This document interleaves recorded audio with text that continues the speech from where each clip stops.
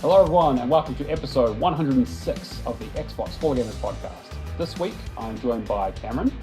Hey. And Shane. G'day, g'day. It's our first live show of 2024, so we've got a lot to cover, a lot of games, a lot of news. So I guess we'll probably jump straight into it. If you're a long-time listener of the show, you'll of course know that we're doing this show live on Twitch. Xbox Hall of Gamers is the place to find us. Come say hi, hang out in the chat with people like Legacy here, and hopefully a few others as things warm up.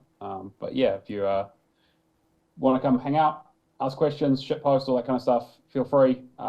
We try to interact with our community as much as possible while we're doing our recording. But if you do miss the VOD, it is all up on YouTube. Otherwise, the audio version, which you're probably listening to, is on all the regular podcast channels.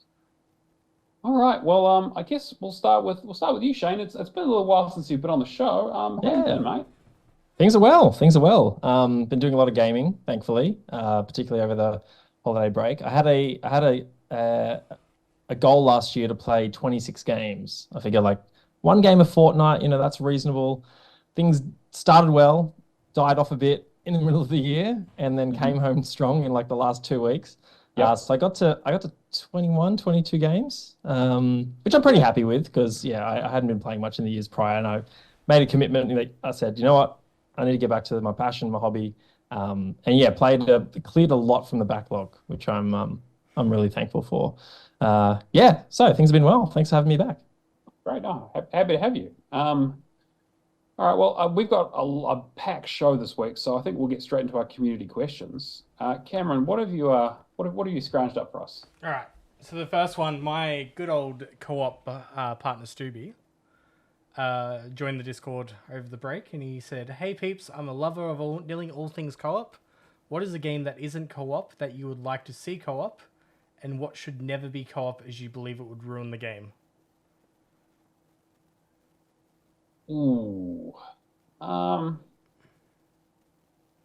don't know. Co-op is an interesting one because I feel like we have this discussion every now and then. I think this kind of came up in our Game of the Year chat about Remnant, about whether Remnant 2 was a good game or whether it was the fact that it was a good cooperative game that made it a good game, and if it was actually fun to play on your own. I don't know. I feel like I'm glad to see some things are in co-op. But I don't know. I don't know. You guys have any sort of thoughts around stuff that comes to mind as sort of like co-op games or things that you think would really benefit from having co-op in them? I would quickly jump in and say a game that's actually being remade and releasing next month, Brothers: A Tale of Two Sons.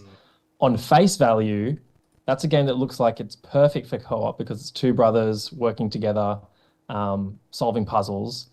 In reality, though, if you play the game and you understand particularly the impact of its ending, there is a very, very good reason why that game is single player. And if it were to be two-player co-op, then it would lose all its impact. It's the reason why the game is amazing. So I would say definitely not Brothers. And I would say maybe something like a BioShock. Like there's something about BioShock being alone, particularly the first one, like underwater. Just that solitary feeling. I think that might it might take away the edge of that feeling if it was to be like co-op. Yeah, I actually I was thinking about the kind of that sort of, I guess, BioShock's not a survival horror game as such, but it definitely leans on some of that sort of atmospheric stuff.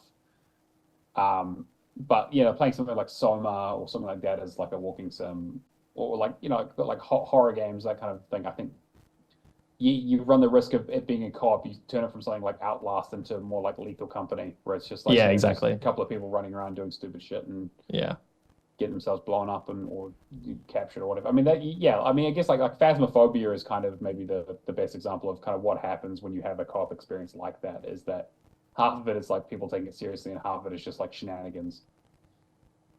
I don't know. I mean, I feel like co-op is usually an improver for most games, having other people involved. When it's done well. I think that we saw with like Halo Infinite, for example, like the way that they kind of had to implement co-op into their campaign was quite limited, and there was a lot of interesting pushback around that and how they implemented it. And the limitations that it provided. And then you've got things like Baldur's Gate, for example, which, you know, that split screen co-op issue was the reason it wasn't coming to Xbox for quite a while. But I do think overall those games probably benefit from having co-op. And then I played a little bit of Baldur's Gate co-op just over the holiday break, and it's fantastic. Like it's definitely maybe not like the definitive way to play the game if you want to have the sort of more traditional narrative RPG experience. But I think the nice thing is that like most co-op games, co-op is usually optional, or usually like a nice added benefit, whereas most of the games are relatively strong on a sort of single player basis. But I guess, you know, do we define something like, I don't know, Payday? Is that a co-op game, I guess? I mean, is Left 4 Dead a co-op game? I mean, right? Like that's co-op PvE, yeah. Yeah, I guess so. Like, more like sort of PvE. Yeah, I guess it's all PvE, right? It doesn't have sort of traditional campaign stuff, but I'm thinking of stuff like Black Ops 3, like stuff like that runs against the norm. Because I remember playing through Realistic on that and really enjoying like it is for what it is, and I love the Black Ops series, but you don't really see, like, you see it in Remnant and that kind of stuff. You don't really see it in Call of Duty unless you're playing multiplayer. Like first-person shooters used to have big co-op elements, and nowadays it's either relegated to like a separate mode as opposed to the main campaign. A game I finished recently, Dishonored. Maybe not necessarily that game, but I think more stealth games could maybe give co-op a go. I think it was either Conviction or Blacklist that had like special co-op missions. Yeah. And just the satisfaction of, you know, one guy distracting one guard and then the other one taking him down, and like that cooperative element of, you know, really nailing timing, I think could be explored more in stealth. Yeah, I'd like to see that. I've been playing through Conviction with KO as of late before the server closure, I believe this month. And yeah, it's like the level of, if somebody messes up, just the friendly discussion between partners that happens is quite interesting. The other thing I want to quickly raise too is just like even janky games. Like a janky game with a good co-op system is a great game to me. Right. Because you make fun of like the experience. I have some. I have depending on the game. About that. Depending on the game. But yes, but I understand what you mean. I don't necessarily agree because I think some games are beyond saving. But I think along those lines of like stealth, I think Hitman would be great to have like a like, you know, like a 4-player Hitman mode kind of thing would be really, really good. Wasn't there like sniper elements in? Yeah, they did like the co-op thing for the sniper thing where it was like one person we had like 2 snipers and you kind of spotting and that kind of stuff. But those environments are so intricately designed in terms of like, you do this thing, it makes this thing happen, et cetera, et cetera, et cetera. It'd be really interesting to see if that would still hold up in a co-op experience. Maybe if it was competitive. Or Hitman, you have to first person to take down the target. That's a great idea, yeah. It also kind of reminds me of the kind of spy party thing where it's like one person's undercover and the other person's watching from the window with a sniper rifle trying to figure out who to kill. Just spamming banana bread over and over again. Great game. People haven't played it. Slightly off co-op and all that. I hope we kind of see like a return of the. I guess the closest thing I can say is like Evolve kind of stuff of like enemy against hero kind of. Doesn't have to be 4v1, but that kind of style of gameplay. I think Evolve was like maybe 3 or 4 years too early. I think if it dropped a couple of years ago, you know, when Twitch was as big as it was, and like these really varied multiplayer experiences we have nowadays, I think it would, got another shot in the arm, that'd be great. Yeah. I mean, you see like how successful Dead by Daylight still is. Yep. After all this time and with all the ridiculous stuff they've added. I mean, the fact they added Nicolas Cage last year and it was a news story is probably a testament to its sort of staying power for sure. All right, let's move on to our next question. What else we got? So the next one we got from Natalator was, anyone have any gaming resolutions for 2024? Our new year doesn't start until midnight So this was posted back on Gen 1st. Midnight tonight, seeing my summary and progress I've made on my backlog has definitely given me some drive to keep pushing on backlog in 2024 and tackling longer games. Some life changes happening in this coming year as well, but I've generally enjoyed playing old games I needed to complete, so mine would be don't spend money on new games, exceptions being DLC or reward points. Get the completion percentage above 50 and finish a game before moving on. So, Natolinator's a man after my own heart. Those are all things that I 100% support. Don't spend any fucking money. Finish your damn games and get your completion percentage up. Yeah, I mean that kind of thinking has been how I've been doing stuff, for the last few years. But I don't know. This year I'm thinking I might change it up a little bit. Spend all the money. Yeah, basically. I think that play all the Forza Horizons. Well, okay, let's not go too crazy. Okay, all right. I mean, let's fucking still need that last achievement. I think that at least in my case, last year we had a bit of a discussion around how like the Game of the Year chat was a lot bigger last year partly because I had played so many of the new games that had come out, and which is something that we haven't traditionally done on this show or even Real Gamer School back in the day, was that we tend to play stuff that comes to Game Pass, but also stuff that's like been sitting around for a while when our backlogs or the community's playing or things like that. Whereas, I had a big backlog to work on. I still do, probably another 200 or so games I need to go back and finish. But last year I spent a lot of time being like, no, I'm going to play some of the new stuff. I might not play it the day it comes out, but I want to play it within the year so that when we get to the end of the year, we can have a chat about them. And that's not like, that's why I play like Alan Wake and even like Jedi Survivor and just so many games. And I think I'm going to try and maybe keep on that track a little bit. I don't do I don't do hardcore gamer score hunting anymore in terms of like pure score now that I hit my 2 million. So I'm spending more time playing things that I actually enjoy and being maybe a little bit more picky about what I spend my time on. Maybe. We'll see, I guess. Again, it wouldn't be a New Year's resolution if I didn't abandon it halfway into February. So I guess we'll see how it goes. What about you guys? I'll let Shane. For me, I'm tearing through the backlog a bit more. I just pulled up my list here. I've got 27 games just on the backlog that I like to get through. Most of them are pretty small. Some of them are pretty chunky. Like I need to finish Starfield. I've got Pillars of Eternity there just because I would like to play that before Avowed comes out.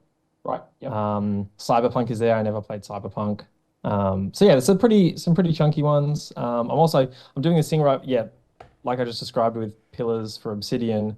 I want to play some more games from studios that have releases coming out either this year or like sometime next year. So this month I'm going to get to Enslaved, Odyssey to the West, which is a Ninja Theory game. Yeah. Which I never played, and then after that DMC, Devil May Cry, before Hellblade 2. And then I think similar to you, Matt, like I definitely want to still play games that release this year. I had this idea with my backlog where I'd start with the oldest game and make my way through.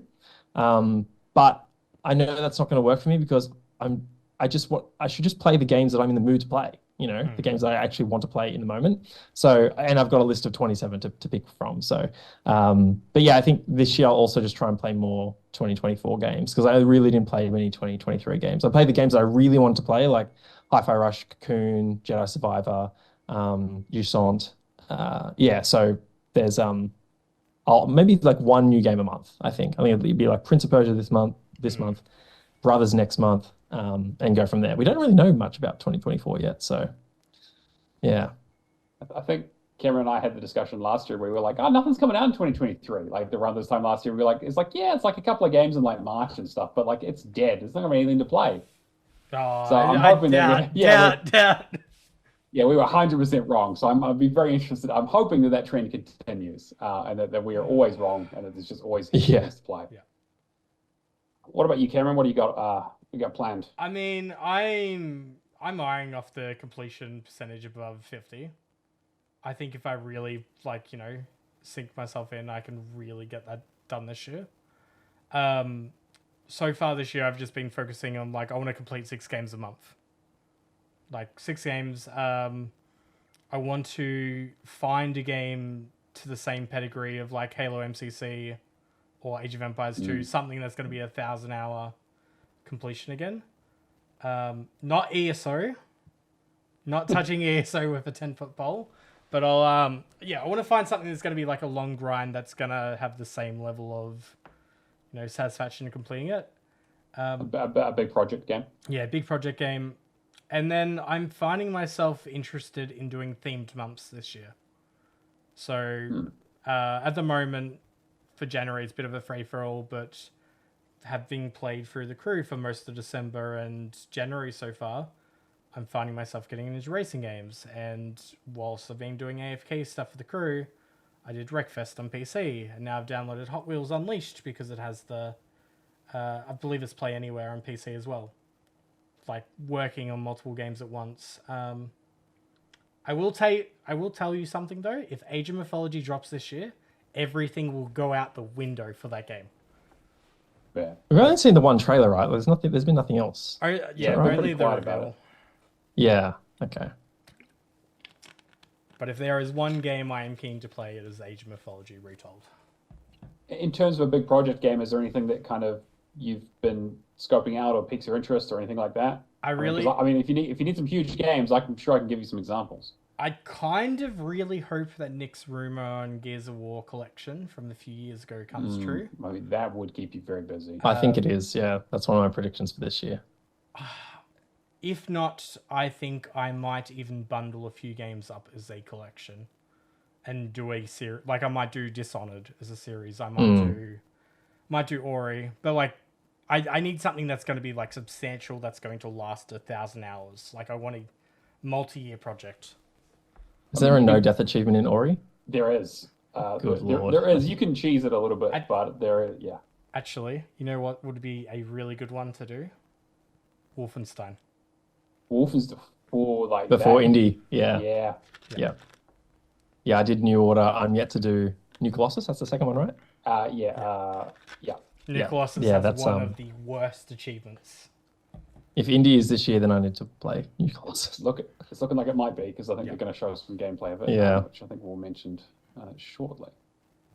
But yeah, Natola, keep us up to date with how your goals are going. I think we've got we still have the old channel, I think. Would you still have it, Cameron? Where was it? The old Games Resolution channel? Yeah, we can repurpose that.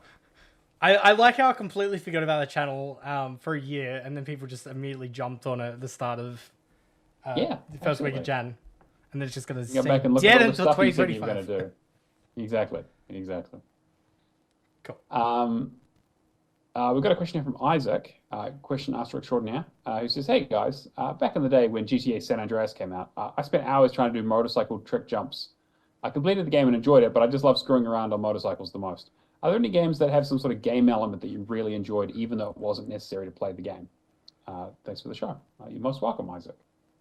So my family don't believe in the story mode for GTA. They believe in get in the car, drive recklessly, rob a store, very much just use it as a sandbox.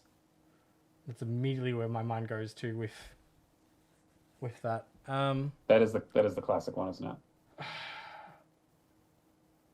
I'm trying to think of a game element to obviously we usually as achievement hunters we just go in and we get the 100% and that's it. Yeah. I'll go back to games like Age of Empires 2 and that, but I'll be playing them normally for the most part. I sometimes, if I'm really in a interior designer kind of want to plan something, Sims, because I just feel like it's a really good sandbox to be all right, I have a room this big, I want to move stuff around in. But I can't really think of anything else off the top of my head in terms of just a game element. So as a mechanic that's in a game, but it's not core to the main experience. Yeah, that's how I would treat it. That really stood out to you, or something. Yeah. Yeah. I mean, the first thing that comes to mind is games that have mini games within them. So I'm thinking Gwent, for The Gwent is a Witcher. fantastic example. Yeah. Yeah. I loved last year I replayed Fable 2 and was like dead set on just maxing out the blacksmith minigame. Yeah. Yeah. Yeah, and that was it was fun. No, I would never describe it as fun. And it wasn't painful, but it was just like, yeah, just the frustration of failing and just breaking the combo, the multiplier. Yep. Oh man, that was really painful. Anyway, yeah, I like those. I like that. And yeah, and then like in Fable 2 as well, right? Like, you can get married, you can have a kid, you can get a house, rent it out, like buy a shop, earn income from it. It's all very rudimentary by today's standards, but man, that was revolutionary back in 2008. David in the chat says he's a big fan of the destruction multiplayer mode in Rarefaction Gorilla. Yeah, that is probably that was the best thing about that game. I also like how we spelled gorilla like the animal instead of the anyway. Let's say that game. Yeah, Red Fact. Yeah, it's just the Planet of the Apes, but the planet is Mars. I would say this is a core mode, but I like Burnout Free Takedown. Back on PS2 with the crash mode.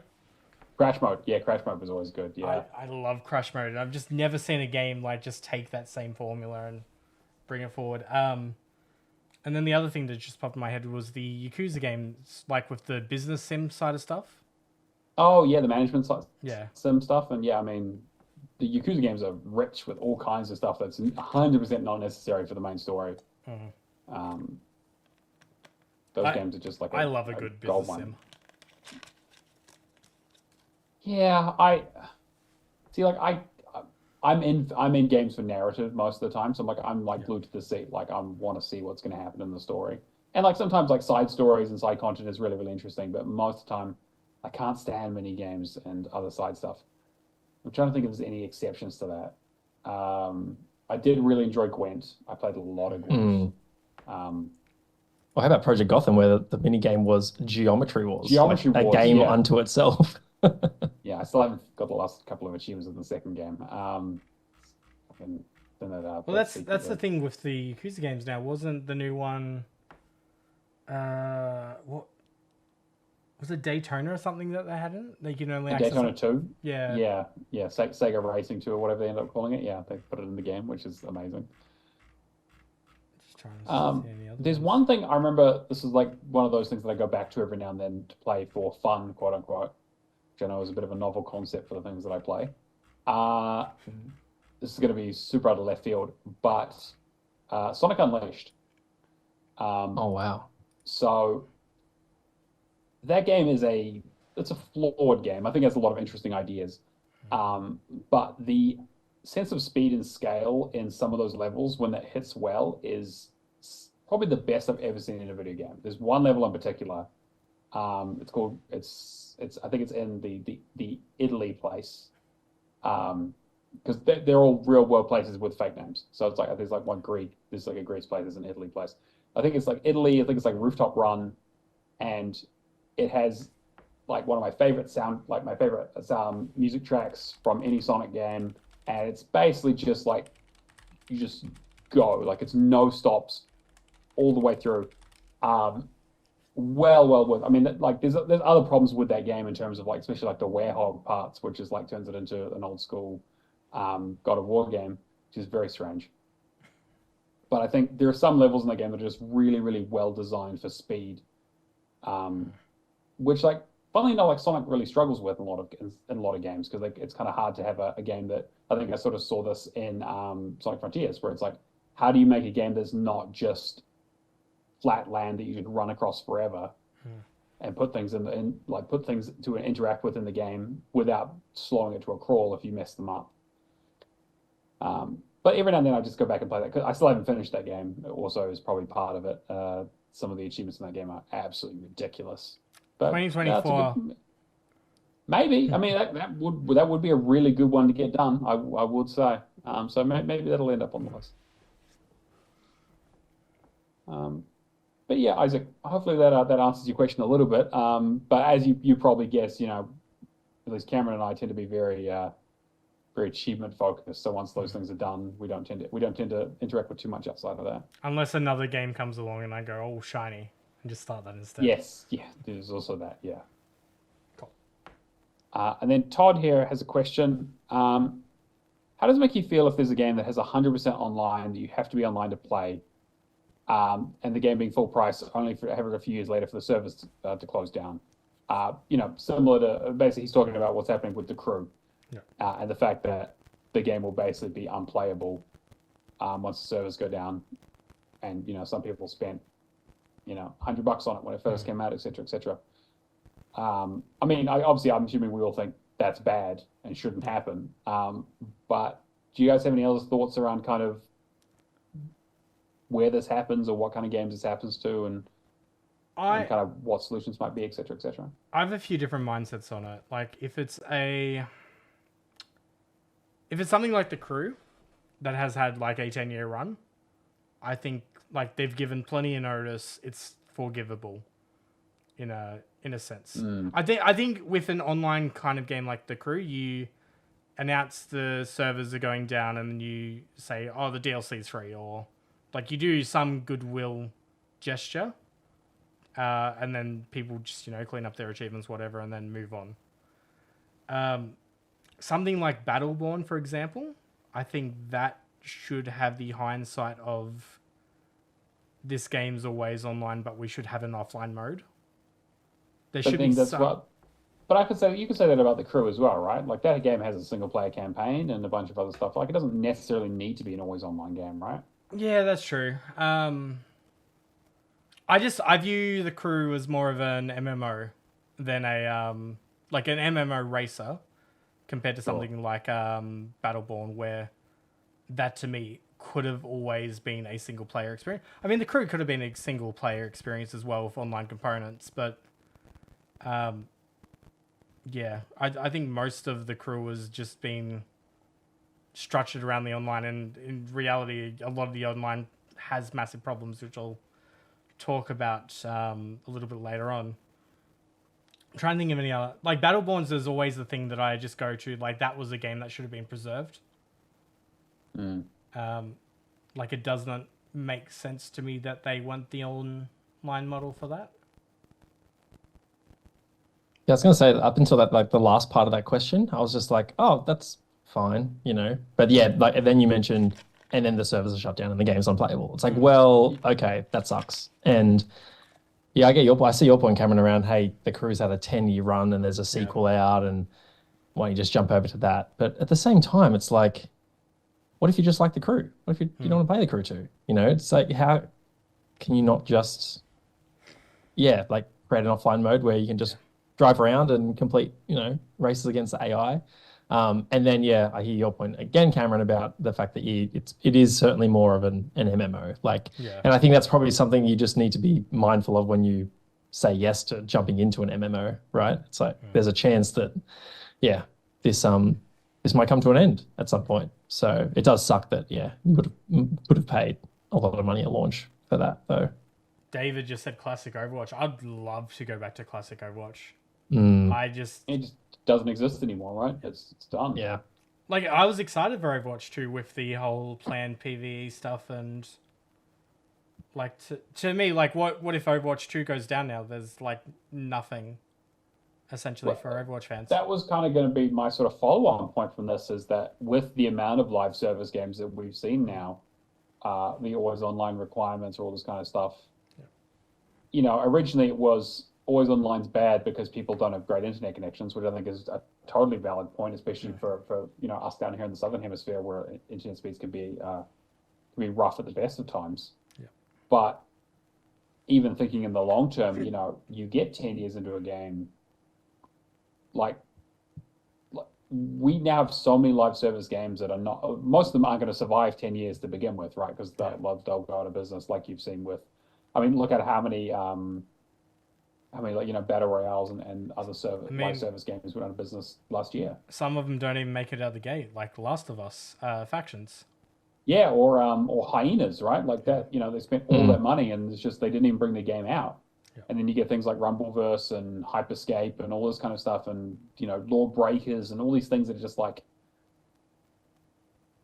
games that exist and obviously have a community, but not a big enough one to maintain. So then they just disappear, and then you can never play them ever again. This And I this feel like we're stuff going to see that more and more. there's stuff with live service too that doesn't really make sense. Like Knockout City, which went down last year, for example, had bots. Like why couldn't there just be a offline bot mode? Like, for somebody to just go back to and just play that every once. I love that game. It was such a cool idea, and I would continue to support it as a live service. But unfortunately, they had to close it down. David in the chat also points out, he started playing Arkham Asylum again, and that Suicide Squad is going to be, it's going to have that live service up all the way through, always online. Is that game still going to be playable in 10 to 15 years if you happen to want to go back and play the story or whatever? I mean, hopefully yes, in some way. And I really feel like there needs to be some sort of rule around preservation in terms of like developers needing to do something when they take the games offline to make an effort to make as much of the game playable without needing the server connection. I will say too, there is good examples of live service games on the Xbox side. Like think of stuff like Grounded and Sea of Thieves, like where they started off, and like especially Grounded for what they've done with that game. It's an amazing game. Such a small team. Like it can do well if supported correctly. But like even like Sea of Thieves only just recently, I don't know if they have done all that. Remember they were talking about doing like the sort of offline private server thing, right? Whereas like you could just so it's your own not thing. Offline. It's safer seas, so you don't have the you don't have enemy ships attacking you. Like it's just you basically. Yeah. It's just you and your crew. Like it's a lot safer situation. But then I think the achievements are. I think you can only get like 20% of the list or something because it's all tied to low entry stuff. Right. Okay. Because that's not how they intended the game to be played, essentially. Which I think is fair.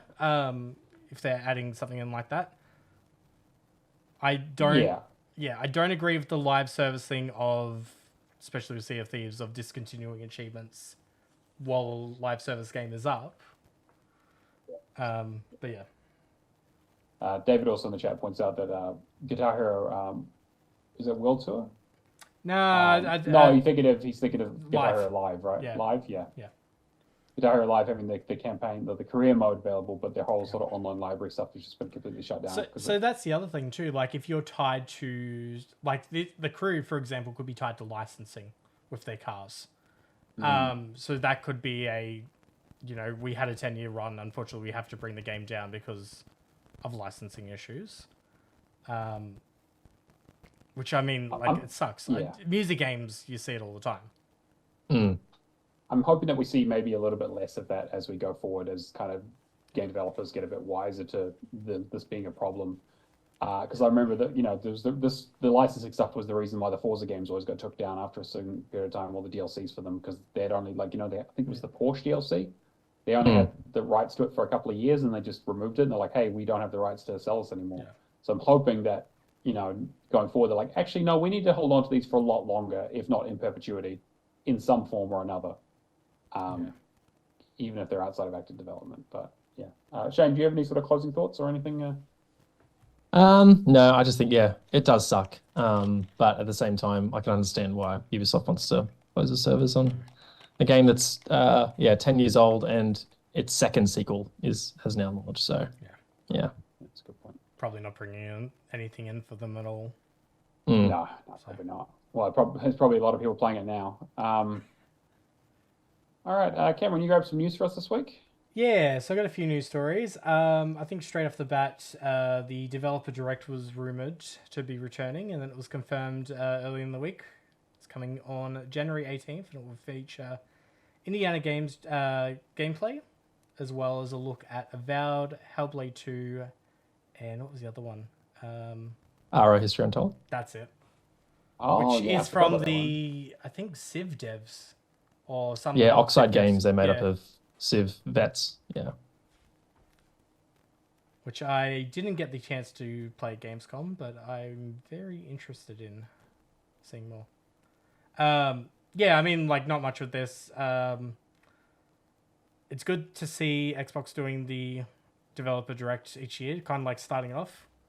I think having a mini showcase, I guess, and then having the I don't know what you call it now, whether you call it E3 or FanFest or Summer Games Just Fest. the June showcase. June showcase. Yes, yes, yeah. It's always June.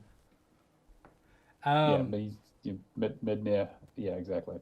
Yeah, but it's good seeing this kind of format moving forward. They've talked about that they're not going to have any updates on games from Activision Blizzard, which I think makes sense. It's still pretty early after closing the deal. I was surprised about seeing Indiana Jones on here, though. Definitely, yeah. I thought we'd see it this year. You know, maybe at the showcase, maybe at Game Awards. But yeah, the fact that they are showing it this early, and then Insider Gaming was reporting that it's launching in 2024 as well. Yeah. That's huge. Although not entirely surprising, considering if it wasn't coming this year, then what else is Bethesda launching from like a new release perspective? They've got Shattered Space for Starfield. Yeah. They've got updates, I'm sure, for SO and Fallout 76. But what's their like new title? Maybe it's like Oblivion Remaster is closer than we think. I wonder where Outer Worlds 2 is as well. Yeah. Yeah, I don't expect that for a couple of years, like after. I was thinking like 2020, like late 2025 at the earliest for. Yeah. But that's where I kind of lined up. That cinematic trailer was quite a while ago, though, right? It was a couple of years back. It was like Indiana? 4 Outer Worlds. Oh, Outer Worlds? Yeah. Yeah. Yeah, that was. They did a cinematic trailer making fun of cinematic trailers. Yeah. And I mean 2021 maybe? Yeah, 21, I think, yeah. With Outer Worlds 2 being a sequel, like they could have used the same kind of engine and like had a lot of the same or similar assets. It looks like Avowed's running on the whatever engine they use. I'm not entirely sure. I was just thinking about where Indiana Jones fits in terms of timelines. Like the last Machine Games game was 2019, I think. That was Youngblood, yeah? Youngblood, yeah, right. I think it was 20. Oh yeah, was that 2019? I think so, because it was right before COVID. I remember that much. Yeah. And that was a game that wasn't. I think they got support from another studio. Like it wasn't like the heavy lifting wasn't done by them. Yeah. I think there was. Yeah. I was just looking. Arcane Leon helped them with it apparently. That's it. Yeah. Interesting. So I mean, it's been. I mean, it'll be if Indiana Jones comes out this year, that'll be 5 years. So I mean, that's a decent amount of time. I mean, there was obviously the rumor that they're working on Wolfenstein 3 in the background as well. But we haven't heard anything about that, so I don't know how true that is. But they're also not a massive studio, right? I think they're maybe 200. Yeah, a bit under maybe. Yeah. Yeah, I was watching a YouTube video today, and they cited an interview that Todd Howard gave not too long ago. And he was speaking about Indiana Jones, and he said that he's had this idea on an indie game, and BGS was kind of like not the right studio to do it, but Machine Games was kind of perfect. And he noted that it's going to be like a blending of genres. It's not entirely one thing. Like there's definitely new ideas they're going to be exploring. So I'm just so keen to see like how it plays. Like what's the main mechanics? Is it first person? Is it third person? Is it a mix of puzzle and action, like exploration? Yeah, what are we going to be doing? What's the main sort of mechanic? It's interesting because I think back a few years ago there wasn't like this is well before Indiana Jones was announced. There was that article that I believe Todd said about he's always wanted to do an indie game. It just makes me wonder of like those like little plants in the media of just like. Well, I mean, to be fair, Todd has always been great about planting stuff in his videos about things that he's working on as well. So, true. I mean, I'm in the same boat as you, Shane. I'm very, very excited to see what the fuck this is. I think it's really interesting, and I think it could be great. Yeah, but it's been a while since they've talked about it in terms of like we haven't seen details about it. We haven't seen anything. Basically, it was just the reveal trailer, and it was basically a teaser. Yeah, I think Machine Games is completely underrated. Yeah, I think their level design might be some of the best ever. Their storytelling is on point. like the feel of the mechanics, like the actions, like playing Wolfenstein, like the feeling in your hands when you're playing that game is so satisfying. New New Order Order. is Yeah. amazing. New Order is my number one recommendation if anybody wants to like a single player FPS kind of experience. I don't think there's a better game. Racking my brain, I think I would agree actually, and that was a game from 10 years ago. Yeah. Perfect achievement list. Like exactly what you want from that kind of game. Perfect achievement list. How many of these games do you think we're going to get release dates for during the showcase? They have to have released that for Hellblade 2, right? I think. I'm convinced Hellblade 2 is March. I don't. I think it's May at the latest. Yeah, I was going to say it's probably. I'm thinking like quiet season, April, May is probably not too far off. Yeah. It's got to be first half at least. Yeah, I think Ara History Untold will be of the 4 that they've confirmed, the 4 games. I think that's first. Also, I'm wondering where Towerborn is from Stoic Studios. Oh yeah, Towerborn apparently needed a little bit more work. Oh really? Okay, because I would have put money on that being the first party release this year, just given that they showed gameplay at the June showcase. It was playable at Gamescom, and people were really enjoying it. Yeah, they did a massive thing at Gamescom for it. I can't remember where I read it. I swear it was something about like Towerborn had just been pushed back a little. Maybe I'm imagining that. I don't know. Yeah. Okay. Anyway, yes, I think Ara's probably first. I'd put Hellblade at around May, and I think Avowed is Q3, Indiana Q4. That's kind of where my head's at. I can see it. So you got one per quarter, basically. That's their mission, right? That's what they've been trying to get to. Yeah. I'm definitely. I mean, I'm interested in. I mean, Ara is not really my kind of thing, but Hellblade 2, I'm interested in. But I'm very, very excited for Avowed and Indiana Jones for sure. Yeah. Did you play the first one, Matt? I did. Yeah, I did. Yeah. I have mixed feelings about it. I think for the development team size and the scope of the project is really, really impressive. I just think playing it is probably maybe less fun or it's less enjoyable than experiencing it, if that makes sense. I think it's right. Yeah. I'm excited for Hellblade 2 because I think like if that's their first run at it, and of like how 100%. well it is. Yeah, 100%. I feel like if they can iron out the slight mechanical problems that game might have, that it'll just be all the better for it. And having Microsoft back them, like just yeah. I think more satisfied, varied combat. I'm not expecting like an action game. You know, I'm not expecting it to play as well or as fast or as brutal as something like a Devil May Cry or a God of War or anything like that. I think just like some of the enemies in Hellblade 1 got a bit repetitive. Some of the puzzle mechanics were cool, but outstayed their welcome a bit, I would say. Yeah. But yeah, I mean, now I'm operating on a shoestring budget for that game, so I think it's probably going to be the best looking game this entire generation. I can't imagine anything looking better. If something comes along and looks better than Hellblade 2, my jaw will hit the floor. Is it weird that I want it to be like a God of War light?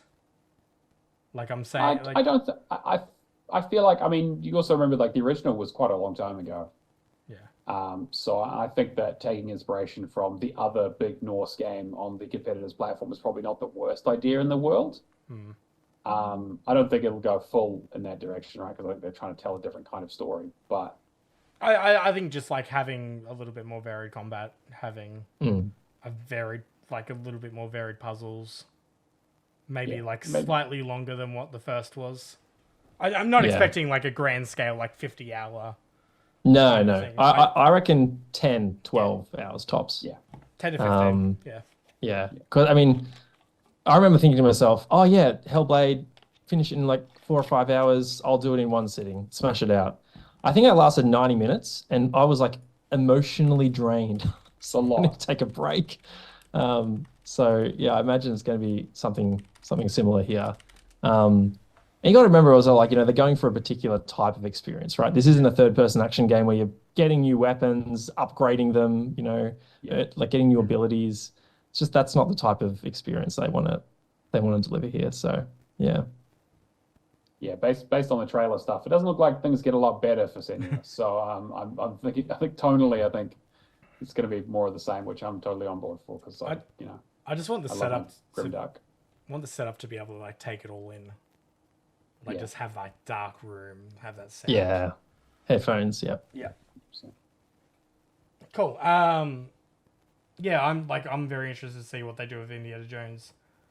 Personally, with Avowed, when they showed off the second trailer, I'm kind of hoping it goes more towards the darker stuff. No, apparently it is. I don't know if they got a lot of response from that second trailer. We were like, "Oh, you just made a super colorful like Fable game," and they're like, kind of somewhere in the middle, right? Because it's set in the same universe as Pillars of Eternity. So, I guess the idea is that it's not completely grimdark, but also it's not, full of whimsy and magic, and it's maybe a little more Skyrim than Dungeons and Dragons. I kind of just want to split the difference between the two trailers, right? Like I want something in the middle. I think that's weird. Yeah, I do worry for that because in the little description here on the Xbox Wire blog, it says yada yada yada. Their upcoming fantasy action RPG set in the fantastical, vibrant living lands. So might be getting a bit more color than you'd hope. I mean, I'll just turn the brightness down. Let's play black and white. Yeah, exactly. I mean, I'm excited for it. I think that even if it is another kind of Skyrim-esque game with a slightly smaller scale, that's great. We have like fucking we haven't had a game like that in ages. Skyrim came out what? 2011. Yeah, right, which is insane. And we haven't really had a lot in that kind of genre, if you call it that. I mean, it came out in 2011, and then that's and 2014, and then maybe I'll get to Skyrim this year. I'm definitely keen on it. I like the kind of Pillars of Eternity universe and all that kind of what they did with that original game. So getting to play it from a slightly different perspective sounds good to me. Even if it is, a little more whimsical than they first led us to believe. All right, Cameron. What else we got? Moving on, Minecraft Legends development has officially ended as Mojang confirms there are to be no more updates. So they put out that what was the last one called? The Witches update or something or other. Yeah, with the chunky 1K update, but surprisingly. Yeah, their November update. Since launch, we've listened to community feedback, implemented a series of changes and tweaks to make the game better. With that complete, we're now going to take a step back from development. I am really surprised at this. Based entirely on how much Minecraft and Minecraft Dungeons had received updates over... I mean, Minecraft's always going to be updated, right? But one of the biggest games of all time. But Minecraft Dungeons, they put so much extra content into... I think Minecraft Dungeons is an inherently more accessible genre. Yeah. It's the people describe that game as baby's first dungeon crawler. And I think that just that genre is so much more popular and accessible than action strategy. When they first unveiled Minecraft Legends, I was stoked. I was like, oh my God, like who's making action strategy anymore? No one. Yeah. So I was just stoked to have another game in that genre. But this doesn't entirely surprise me, honestly. Like I think the Minecraft name only carries you so far. Yeah. I mean, I'm sure they're already on to the next spin-off as well. Yeah, there's no shortage of water they can pull from that well, right? There's Minecraft as well as the evergreen properties that you can basically do so much with. How is there not a Minecraft kart racer? I was just about to say Minecraft racing. Yeah. Minecart. Yeah, there you go. Honestly, man, print money. Exactly, right? Give us a kart, because I don't play Minecraft, but give us a kart racer, any kart racer. I just need a good kart racer. I would love a kart racer in the similar vein of Diddy Kong Racing.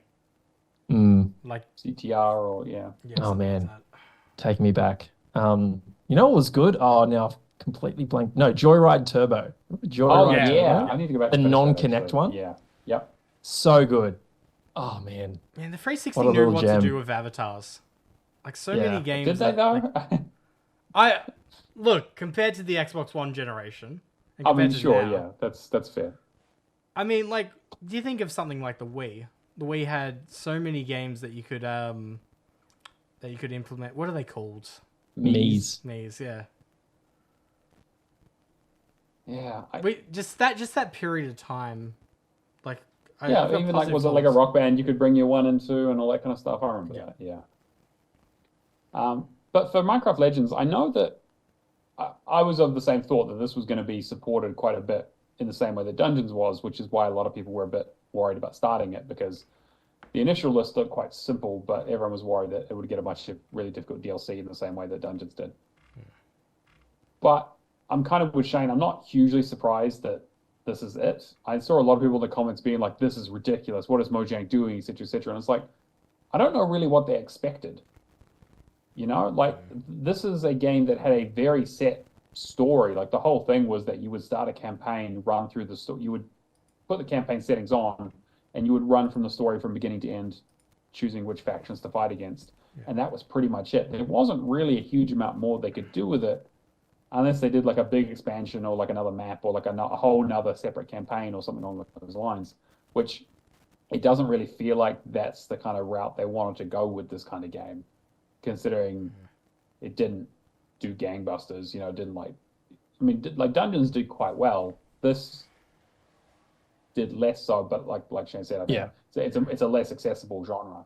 It's a genre I prefer, and I had a really good time playing through it. But this is actually a classic case of what we were talking about before, where co-op making that game really enjoyable was one of those things. Yeah. Playing with Aptos made this game fantastic. If I played it on my own, I probably would have enjoyed it a lot less. What do you think? Yeah, I just wanted to double check it, but as of September last year, Minecraft Dungeons 25 million players. Yeah, that's awesome. Which is nuts. Yeah. Where do we think Minecraft goes from here? Like, do you think they'll continue to do spin-off games or? Yeah, I think so. I mean, a lot of people employed at Mojang. They got to be doing something. Look, they're going to run out of genres. They have to do a kart racer at some point. Yeah, 100%. No, I mean, look, it's at some stage. I mean, look, I think the next one's definitely a visual novel, and then you have you do like a Minecraft Overcooked kind of thing. Yeah. They basically just go around just stealing genres from other things and just make their own much. Thing. Make it like Comic Jumper. Remember Comic Jumper? Hell yeah. All these different genres. Hell yeah. Just jump around as Steve. I know that Jez Corden reported that, he knows that there's a third one in development, like a third spin-off, which just doesn't know what. I think Dungeons was 2018, I want to say. Oh no, 2020? I can't remember. And then Legends was 2023, I think just last year. So maybe we see one in a couple of years. Yeah. I'm racking my brain as to what they would do. So the more I think about it, the more I'm just thinking kart racer, man. Like, you've completely just taken me from like team up with Playground and just sell 50 million copies across all consoles. Actually, the more you talk about it, I'm like, Forza Horizon presents Minecraft. Yeah. Oh, yeah. I'm surprised that we haven't had Minecraft in okay, I'm not that surprised, but if we're having like Hot Wheels and that kind of stuff in, eventually there could be something that could be done. Yeah, in terms of crossover DLC. I mean, there are like the skin packs and that kind of stuff that you can buy, but in terms of like actual content, I feel like it gets a bit weird. But I know what you mean. It is surprising they haven't done more licensing. They haven't gone down the Fortnite route. But I bet you for Microsoft, it's not for lack of trying. I'm sure that they're like, hey, yeah, absolutely, you could get John Wick and Minecraft. Maybe like a boomer shooter inside Minecraft? Actually, yes, I would. Yeah, that's a great idea. Yeah. Yeah, that wouldn't be fun. A bad idea. It's like a MIDI version of like Doom.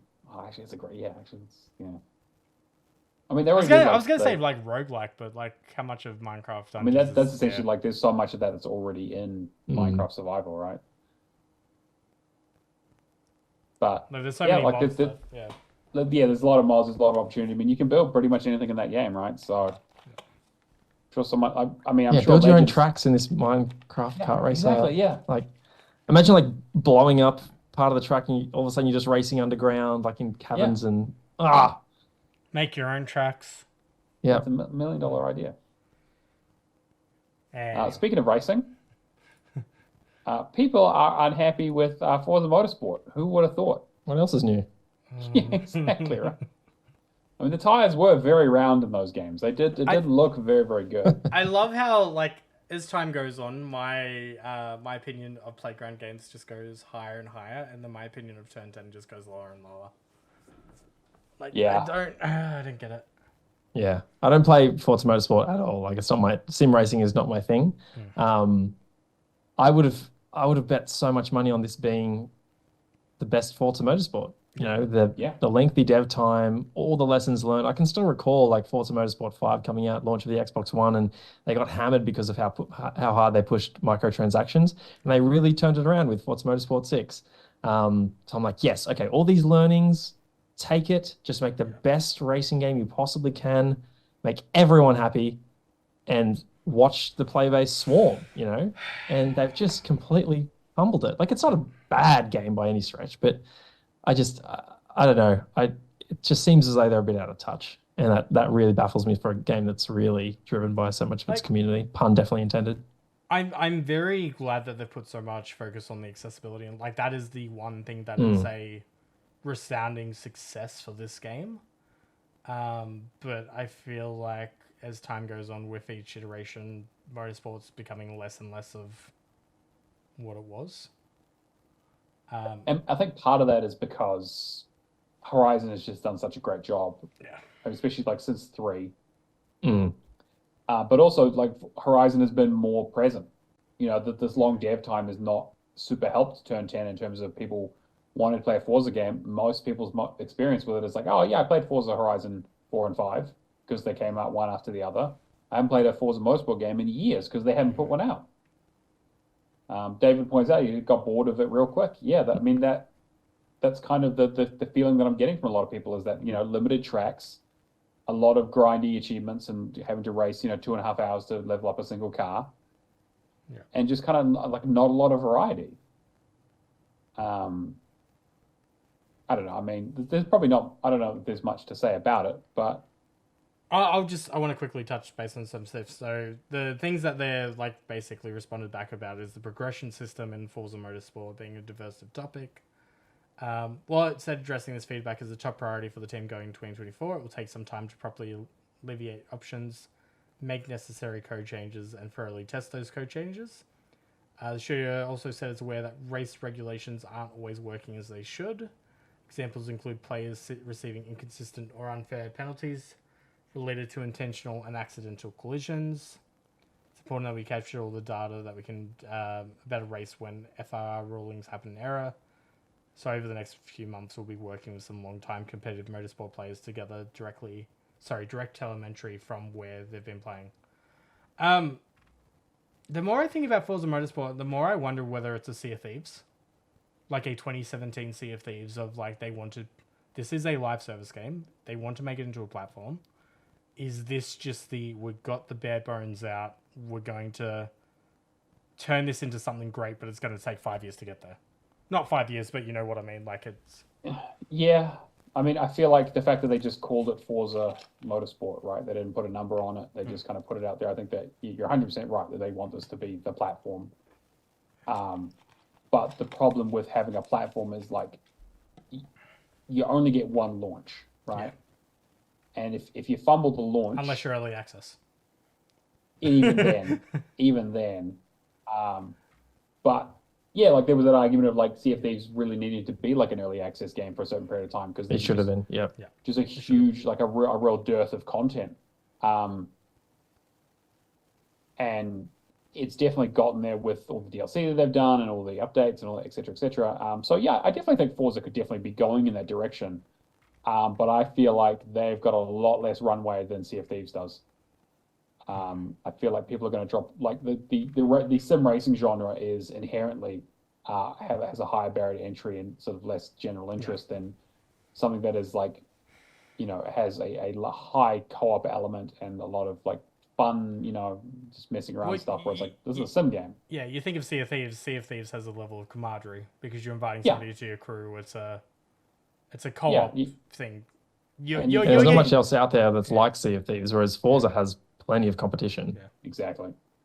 If somebody's dragging you into Forza Motorsport, it's probably because they're a better player and they want to beat somebody else. They need someone to race against. Yeah. If someone's trying to convince you to play Forza, it's because they hate you. Yeah. just do what I used to do with my brother when I was a kid playing Gran Turismo. Is that we put the cars on manual, and then right at the beginning, I just quickly lean over and just put them in sixth gear, and then I just race down the, and he just would not understand why the car was going so slow. That's Yeah, cruelty. I was a terrible older brother. Yeah, I'm curious to see what they do with Motorsport because I don't think we're going to get another one of these games for quite a while, so they're kind of stuck with it. And we have seen, I mean, from the outset, 2023 was a pretty big year of releases for Xbox, but now that we're in 2024, looking back, it's like Redfall didn't do well, obviously. Forza is kind of, we're having some issues here, and there's some real lack of content, and people aren't terribly happy with it. And also Starfield is also quite contentious in terms of its like level of quality and how people are feeling about it. Starfield's weird though. Like, I feel like the zeitgeist. Yeah, I don't want to get like I don't want to like open up a whole can of worms and get super into it, but it is. Without saying too much, I think it's just popular to hate on Starfield. Oh, sure, I definitely think. I think it's a great game. I don't think it's for everyone. And I don't know. I think history is going to treat Starfield very kind. Yeah, and I think it's kind of, again, it's the everyone's loving it, now everyone's hating it, and it'll probably end up somewhere closer towards the middle. Hasn't it always been the case with like even with Skyrim, like it launches, people go hate on it a little bit, and then Skyrim was like beloved at launch. Yeah, for the most part. I mean, there were some people who were like, "Hey, this is enough like stupid. Oblivion," but like there have been some Bethesda. Fallout 4, I think, was a good example. 4 is 4. Yeah, 4's the more contentious one. Yeah. And I think this is probably maybe more. This is closer to a 4 than it is like a New Vegas or a 3. I think. 100%. Yeah. And we did a whole spoiler cast on it, which if you're a Patreon, you can already go and check out. Otherwise, it'll be coming out at the end of the month for everyone else. So if you're interested in our thoughts, definitely go and check it out. We had an interesting discussion about it. But yeah, just it's kind of PR-wise, it's kind of Microsoft's having a bit of a rough year for their what are supposed to be their big exclusives that are supposed to be, helping them drive Game Pass and hardware sales and all that kind of stuff. There's other stuff though. There's like Hi-Fi Rush, which you would you would not expect like a shadow drop like that to. Oh no, for sure, but also it's like different kettle of fish in terms of like size of audience, and as much as I love Tango Gameworks. What else was there? Redfall. Hi-Fi. Minecraft Legends, exactly, which also kind of got slightly cooler reviews than I'm sure they were hoping for. Because I don't want to say these games are bad, right? Because I think that's reductive, but I also think that 2023 was such a good year for games that, by comparison, it was very rough. Speaking of things coming out this year, let's have a chat about this multi-platform stuff, because I don't know a huge amount about it. I've been kind of seeing it on the periphery, and I was like, I wanted to have a chat with you guys about it. All right. I'll go in the backstory. So an acclaimed Xbox game will go multi-platform this year. It's claimed, according to the Nate the Hate podcast, a show which often breaks stories involving the games industry. The show did not name which title is allegedly coming to competing platforms, but noted that it was in a Game of the Year conversation in the year that it was released. In the calendar year of 2024, Microsoft will bring one of their more acclaimed first-party games to a competitive system, the show claims. The title I'm referring to was met with high critical acclaim, fans loved it, and it was in the Game of the Year conversation in the year that it was released. Nate added, when the announcement comes, I think it will be met with a lot of excitement because it's a quality game. So, I'll talk about the rumors. So the rumors originally was that Hi-Fi Rush was going to be coming to Switch, and then there was discussion about it coming to PS5. Then there was discussion of Sea of Thieves potentially coming to PS5. Those are the main ones I've heard.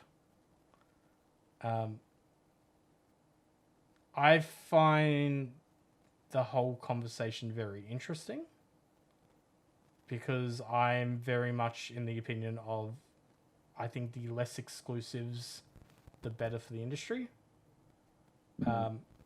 With something like I think there's a flagpole kind of consoles, like console sellers of the past, like Halo 3 and that kind of stuff, where I think they deserve to be kind of exclusives, but then titles like I think like really great experiences like Pentiment, Hi-Fi Rush, that kind of stuff personally deserve to go to deserve to be played by as many people as possible.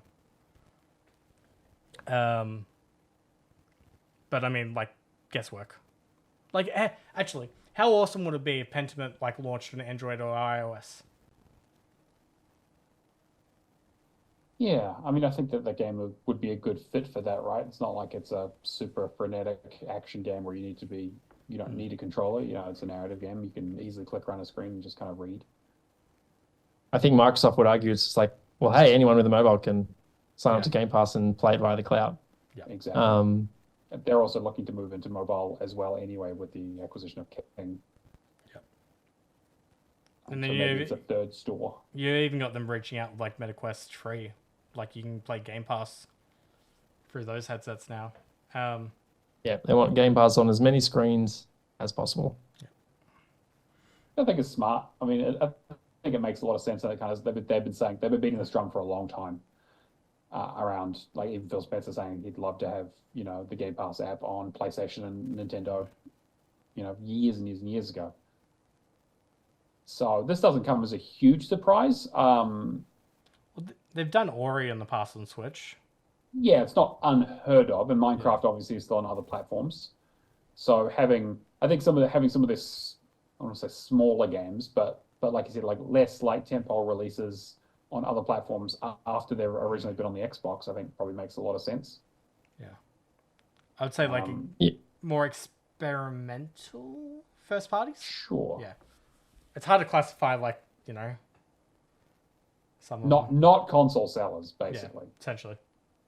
Yeah, I think that's where like the slippery slope is, right? Like, because I could make a great argument that I think Sea of Thieves as a live service game, you know, multiplayer, benefits from being on more platforms, particularly something like PS5.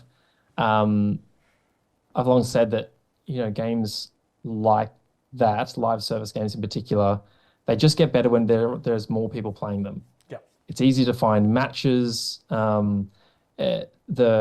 The games is sustained more healthily because there are more people spending money in that game. So it gives the development team more incentive to continue pushing new content and updating it and keeping that game thriving. But then if you say, okay, we'll see if Thieves as a live service game deserves to go multi-platform, then should Forza Horizon 5? Should Halo Infinite, your biggest IP, the game that defines Xbox, should that live on Switch and PlayStation? And then all of a sudden, is there even a reason at all to get an Xbox console? And so I understand the concern from like the hardcore Xbox fan base to say, no, nothing should lose exclusivity, because all of a sudden the health of the Xbox console is in jeopardy. So I think Microsoft is probably trying to have its cake and eat it too in this situation. You know, they want their hardcore Xbox fan base still there, but they also want to grow their business as quickly as possible.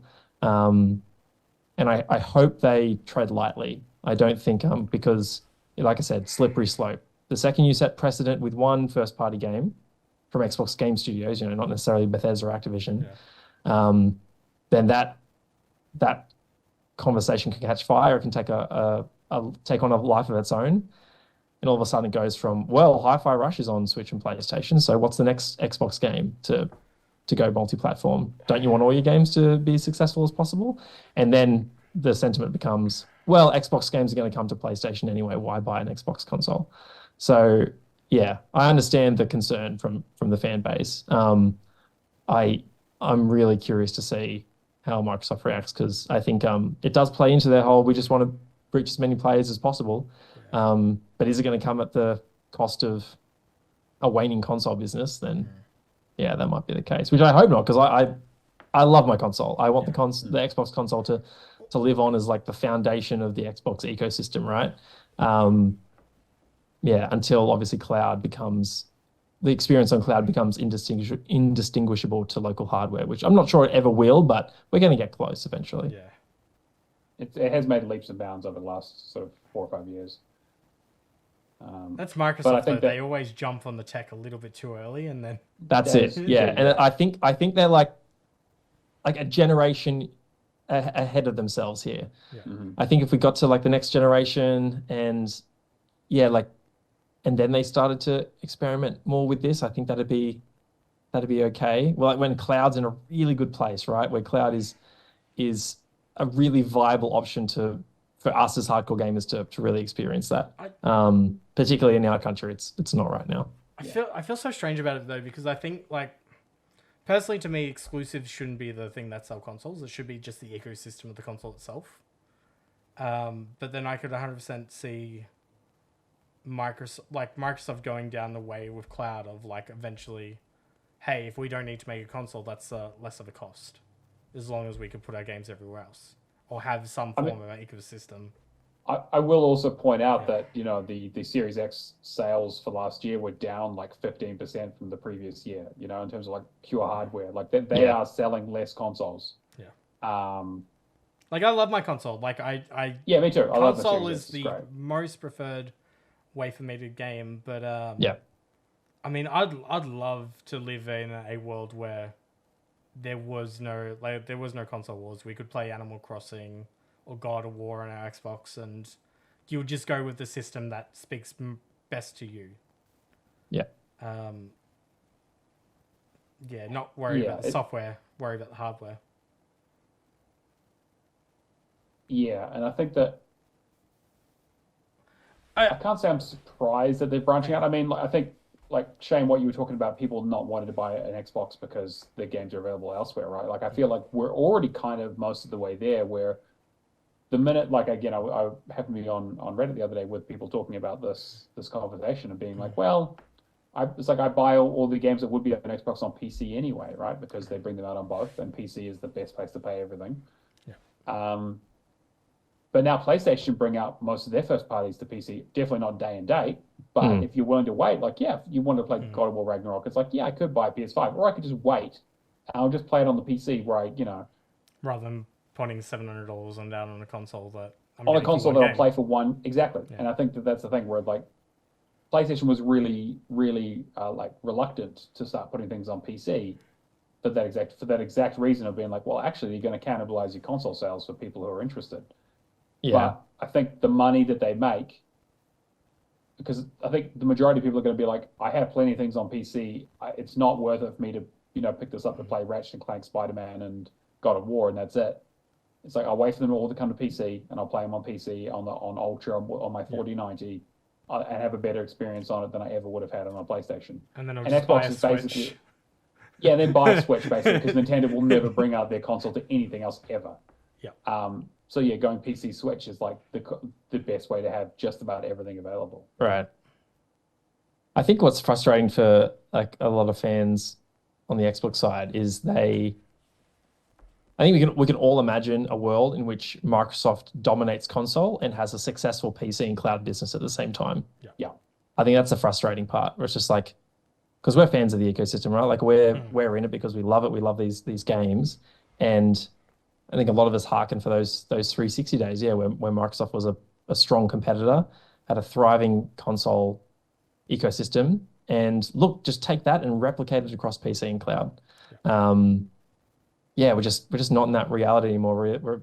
The world we live in is one where PS5 outsells Xbox 3-1. The brand loyalty is so strong; it's become the default sort of de facto console for so many people. And like Phil admitted, last year, that people have built their libraries and their sort of gaming foundation on PlayStation. It's really hard to pull them away from that. So that's why they're not interested in out consoling the other guy, which is a shame, because I think they could achieve both if they really wanted to. There are rumors of them sort of hitting reset and launching the next generation early in 2026 and maybe being more competitive. I would love to see that happen, because I think it'd do well to give PlayStation even tougher competition than they already are.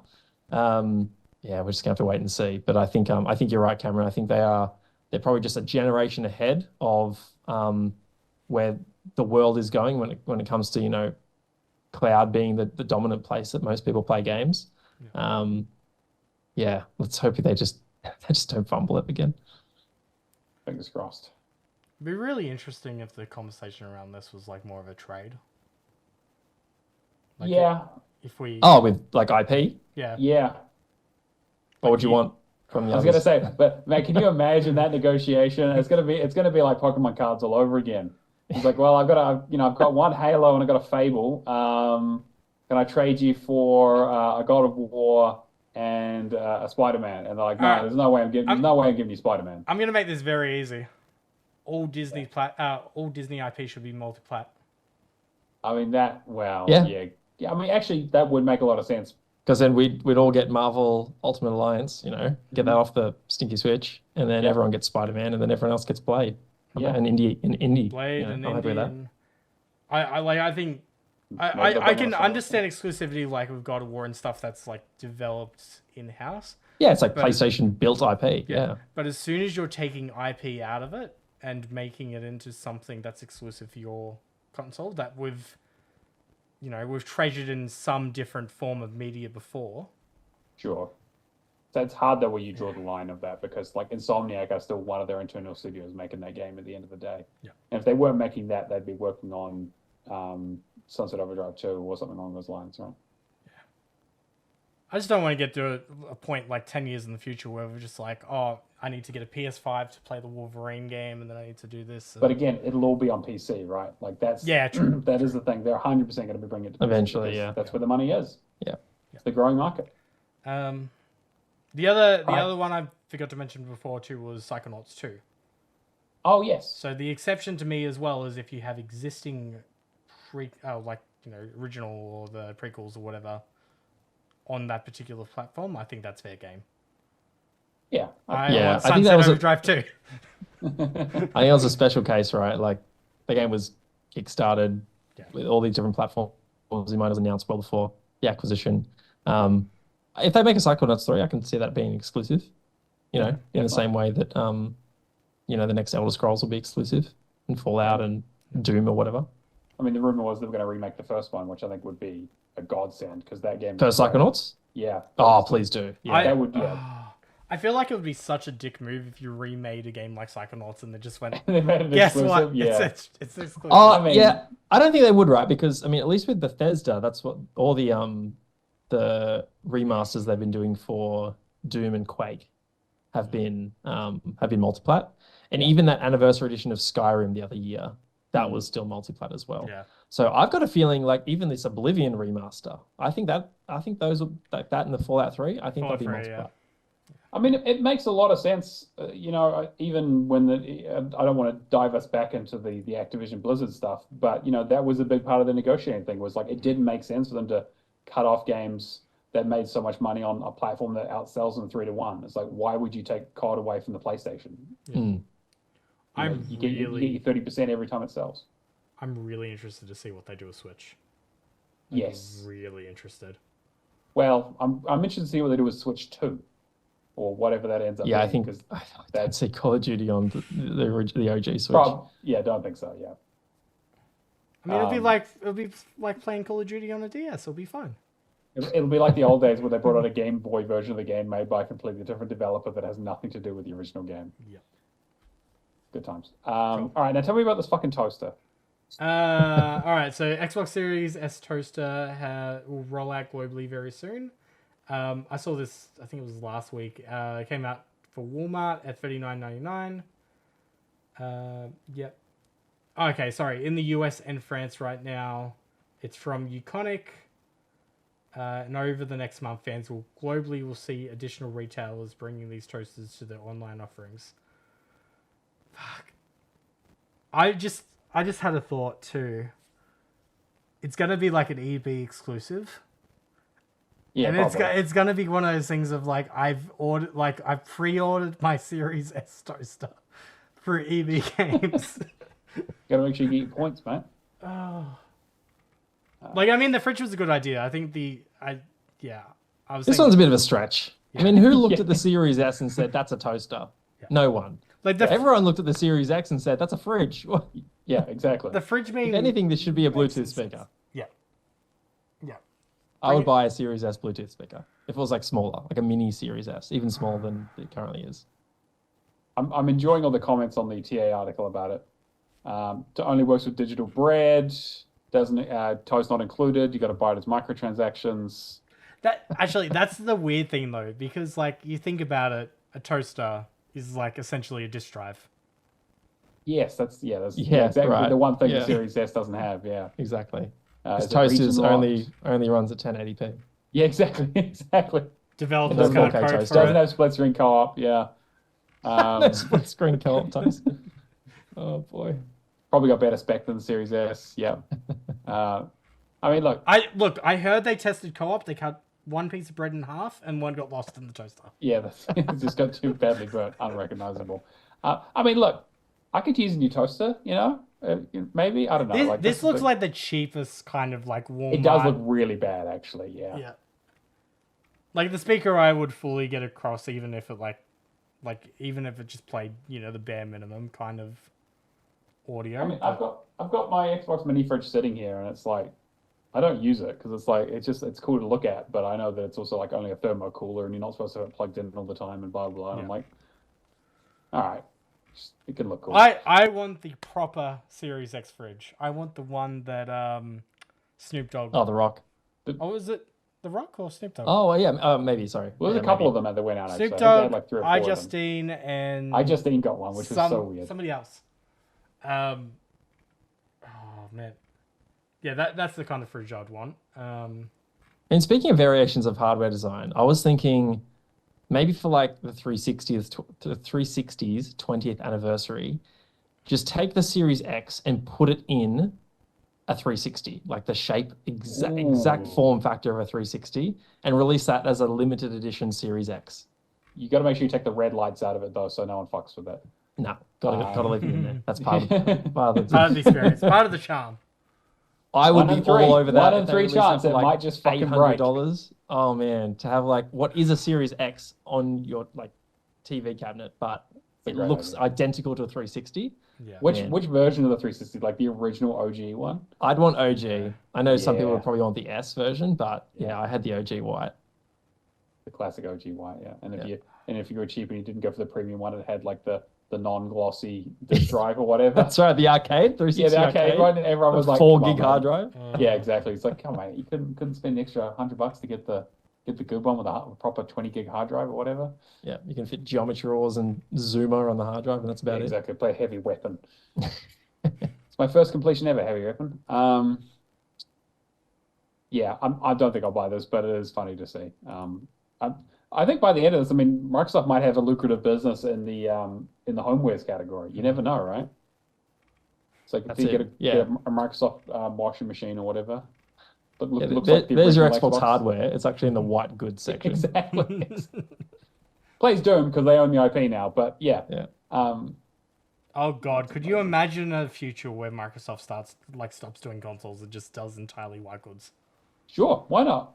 I mean, No. All right, tell me about Game Pass because it's been a hell of a month. I haven't included the whole month. I've only done the first half, but so far we had Close to the Sun, which I believe you'll talk about in games you've been playing. Yep. Hell Let Loose, which I want to check out. Assassin's Creed Valhalla, Figment, Super Mega Baseball 4, We Happy Few re-entering, Resident Evil 2, and Those Who Remain. Leaving, we have Grand Theft Auto 5 once again, Gun Story, MotoGP 22, and both Persona 3 Portable and Persona 4 Golden. So you're probably not going to have time to finish pretty much any of those at this stage. I mean, Garden Story maybe. Like but 20 hours? Yeah, Garden Story you could probably do a little bit quicker than that. Okay. But not much. It's not a super long game. It's more like a sort of Zelda-esque top-down Link to the Past kind of thing. Cool. All right. Well, let's get into what we've been playing. As I guess, Shane, do you want to start? You got anything that's you've been diving into over the holiday break? Yeah, sure. So, smashed through a bunch of games at the tail end of December. One of them was Jedi Survivor, which I started at launch and then just never got around to finishing. I think I put in like 3 hours in April and then didn't play it again until December. Finished it. I was playing on like the difficulty just above normal. I think it was like Jedi Master.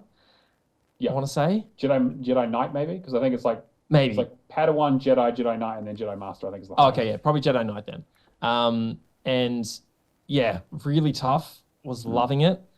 I got to the final boss, and then I couldn't. I bumped it down to Jedi just for that fight. So I nearly beat the whole game on Jedi Knight. I think the game's excellent. I think if the game came out later, it might not have been snubbed for Game of the Year. Like 2023 was a ridiculously good year for games. Probably the best. I tried to get it on our top 10 this year, but someone in this call, not naming names, said that because of its performance issues, that Remnant 2 should be ahead of it. Right.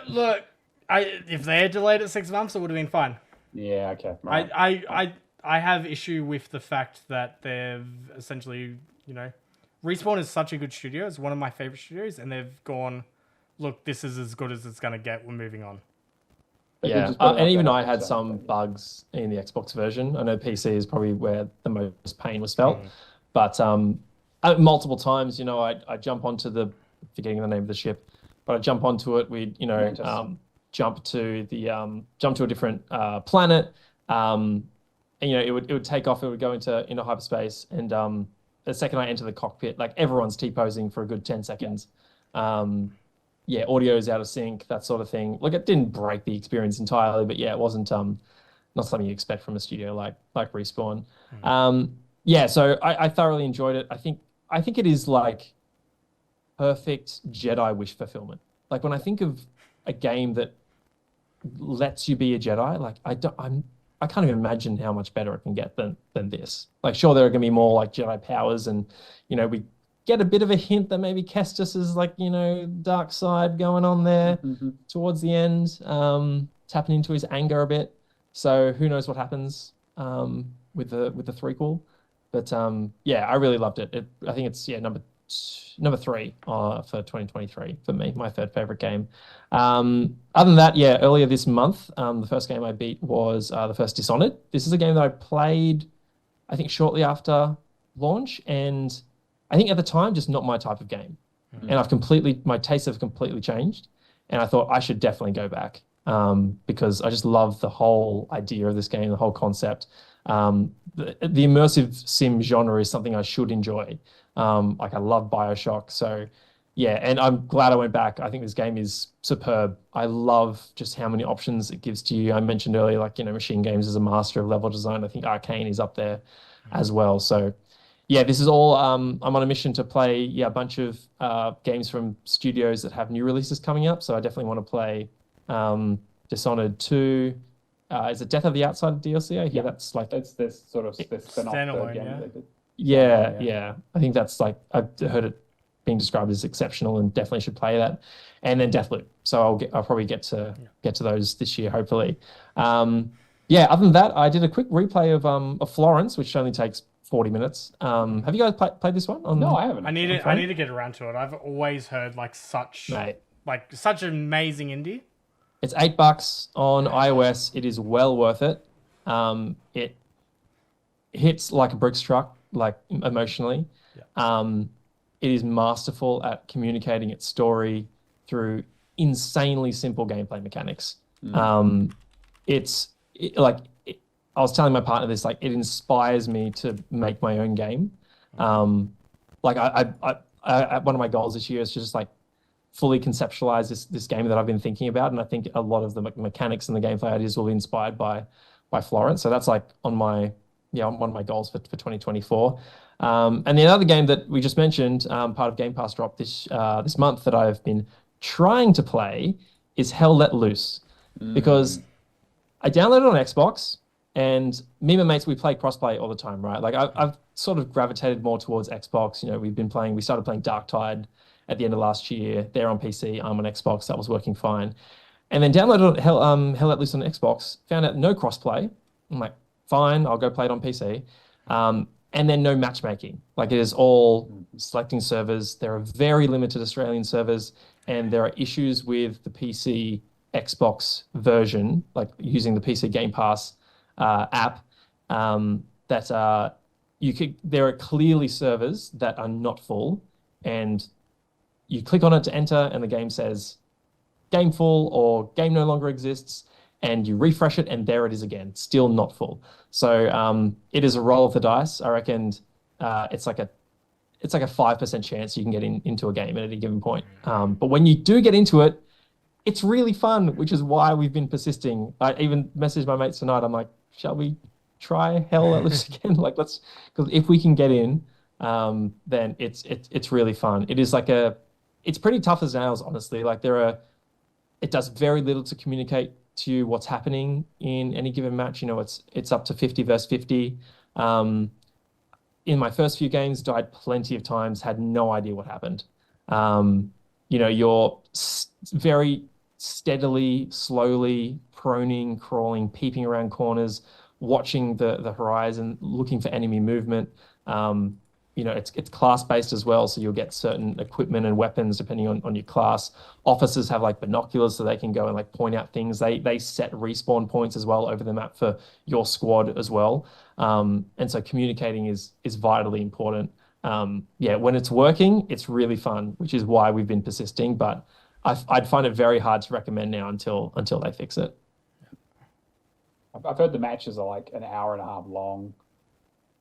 It's up to that, but ours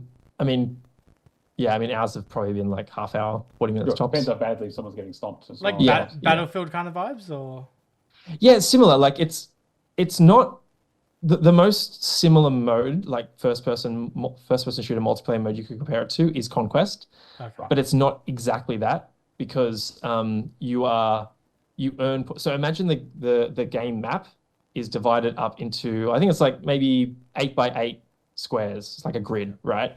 And then, or maybe I'll say 5x5 because there are like usually 5 capture points in one of the game modes Warfare, and you capture a point by either holding that sort of that capture point in like a circle that's like a 50-meter in a 50-meter radius, and you earn more points if you're in that circle, but you can still capture it if you're along like the vertical or horizontal grid, depending on where the capture points are scattered, but just more slowly. So you can still capture it as long as you're in that section, just not as fast as if you were closer to the objective.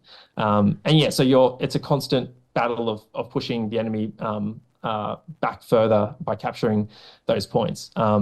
And it's more important that you set up spawns around the capture point than in it, because once you're in it, it's like shooting fish in a barrel. It's like really tactical and really fun, and you have to you're thinking a lot differently than any other shooter that I've played. I mostly stick to Halo, so it's a completely different vibe and speed as well. So, which is why I think I've been enjoying it. But I just find it very hard to recommend right now. It's barely working on the PC Game Pass version. Damn, it sounds like the kind of game I'd love to play, but like, yeah, I'm not taking the risk if I can't. Yeah, get in the matches. Give it a little bit. I'll let you. Yeah, I'll probably just keep checking in on it, and if it comes good, I'll let you know. I have also heard that some of the PC players have been looking at people's IDs, and if you had a Game Pass ID, they would just ban you from servers immediately, which is the most PC player thing I've ever heard in my entire life. They just don't want to deal with scrubs. That's right. But I'm enjoying it to the extent that, like, I've started looking at like beginner's guides on YouTube. Right. Like, I want to get good at this game. Yeah, good. Yeah. Yeah. Anything else? No, that's pretty much it. Next on my list will be Enslaved and the Cuphead DLC. Like one of my favorite games. Great. Yes. And I haven't played the DLC. It's been sitting. I bought it the day it launched, and I just never got around to it. So yeah, those two are next on the list. I loved Cuphead so much. It was such a satisfying completion. I'm so glad I basically dragged you through kicking and screaming to get it done. Yes, I did. Yeah, the DLC helped a lot, but yes, definitely. I'm so glad that I got that done last year. Yeah, that was my game of the year 2017. I got S rank on every mission. Just nose to the grindstone getting good at that game. Loved it. The only thing that could make that game better for me is having online co-op. Right. Yeah. I wonder when the next game will be. Like, Cuphead took a while, and even the DLC took a while. Yeah. I'm hoping that whatever tech they're using for the TV show on Netflix, like that hybrid kind of thing, like speeds up the process to whatever they are making. Yeah. Because they've been able to, I think there's 4 seasons of Cuphead on Netflix really? now. They're quite short episodes though, but yeah. Cool. Okay, I have a huge list of games, so I will do some, and then we'll do Cameron's, and then we'll do the back to mine because I have Yeah, been doing nothing but gaming over the holidays. It's I'm been insane. I'm very interested to see like your opinions on some of these. Do we Okay, actually? Can we start with the ones that were on the Game of the Year list for us for 2023 yes, that we were going to play and yeah. based I on wish numbers I points? remembered everything on the list, but I've got the list. okay, So do yes, you want to start with Chicory? yes. So Chicory, yes. So this was Char's huge recommendation. Yeah. They absolutely love this game.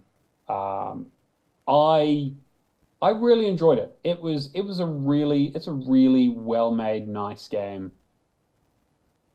I can understand why people love it so much. It has a real charm to it that you just don't see in games like that, especially ones that aren't like indie games that no one's ever heard of. I'm being a little bit reductive, but it's a Chicory was the kind of game that I think it ended up on like Giant Bomb's Game of the Year list or whatever, like at number one for that year or whatever. So it's that kind of game that has like prestige outside of what you would expect for a game of that kind of size. Yeah. I really enjoyed it. I like the art style stuff. It's the kind of game that it is though is very much a do things for fun kind of thing where it's like, yeah, paint the like it's like, yeah, you can get as creative as you want with it, where it's like, yeah, okay, you've walked into a screen, there's a river, there's a bridge, there's some trees and some plants. You can go around and like paint all the bits of it, or you could just put the paint bucket on and just paint everything a single color if you want. Or you could just not paint it at all. I mean, there is a gameplay incentive to paint it so you can move faster, but that's pretty much it. Um, and I think that was the one thing where it's like I didn't engage with the painting mechanics as much as the game probably wanted me to because I didn't really see the point. Probably doesn't help that I'm colorblind and not super artistic, and that's not really my kind of thing. But I enjoyed the story. The story was actually surprisingly good. Like I was thought it was going to be relatively light, but it actually has quite a lot of like some actually quite like adult themes and interesting questions, and the characters are great. But it's also still very cute and interesting. It has I don't want to be reductive and say that it has that Undertale vibe of like a cute exterior with some dark undertones, but it definitely leans into some of that. Probably a bit more on the cute side, but yeah, I really enjoyed it. What I didn't enjoy was two of the achievements not unlocking, so I had to do a bit of a replay, which was annoying. It definitely has some buggy achievement problems. But thankfully, the achievements I missed were the very first one it didn't give me, so that was easy to do. And then getting like 25% of the clothes, which took me like another 2 hours to go back and do. So it wasn't too bad. But yeah, overall, like a really good game. Um, and just yeah, there were a lot of moments where I was like, oh, that's really sweet, or that's very cute, or the idea of whenever you have like if you can't solve a puzzle, you don't know what to do next, you literally go to a phone booth and call your mother up, and she's on the phone and she gives you like some hints, and then you can just see your dad's hand trying to reach for the receiver to steal the phone off because he wants to talk to you. And if her advice is not helpful enough, you can talk to him and he will give you the answer to whatever the puzzle you're stuck on is. And it's just like thematically, it's really, really like sweet and cute, and it's a really nice game. But it also kind of touches on themes of like growing up and understanding like what your like what your purpose in life is, or like kind of like themes that were beyond what I expected to see. But yeah, it was really, really good. Well, can I ask about what is it about it that makes it so revered? Like, why is it topping Game of the Year list, do you think? I think part of it is the aesthetic. It's a beautiful game, and it is very much like a blank. It literally is a blank canvas, right? Like the game is in black and white, and you can paint. It's a paint by numbers. You can go in and paint whatever you want. You can use different brush styles. Like it is very much like a make your own art kind of game. You can make the game as beautiful or as monotone as you want. Um, and then I think the puzzle aspects are actually quite good. It's actually like it has that kind of there's no like combat in the game. Um, but it is very much that kind of that puzzle solving. It's around like you get an ability to where you paint is glow in the dark. So you can basically paint lines or try and figure out like, okay, I'm in a dark cave. I need to basically draw my way out of this cave to figure out where I need to go. Or you have an ability that like blows up walls. Like again, it has like very much like Zelda-esque. I think it harkens back to that, like, hey, go into a dungeon, then go to 4 different locations and solve puzzles, like climbing puzzles or like block puzzles and that kind of stuff. It has a very like retro aesthetic to it that I think people really, really enjoy. and then there's kind of this kind of like this, those kind of more mature undertones and kind of interesting stuff going on. Yeah, it's I don't think it's quite like the chart topping like amazing game everyone needs to play. But I definitely feel like it's an experience that's maybe more than the sum of its parts, if that makes sense. What else was on that list, Cameron? The only other one I can see on yours that was on our Game of the Year list was like a Dragon Guide and the Man Who Erased His Name, Which I also played. And this game is great.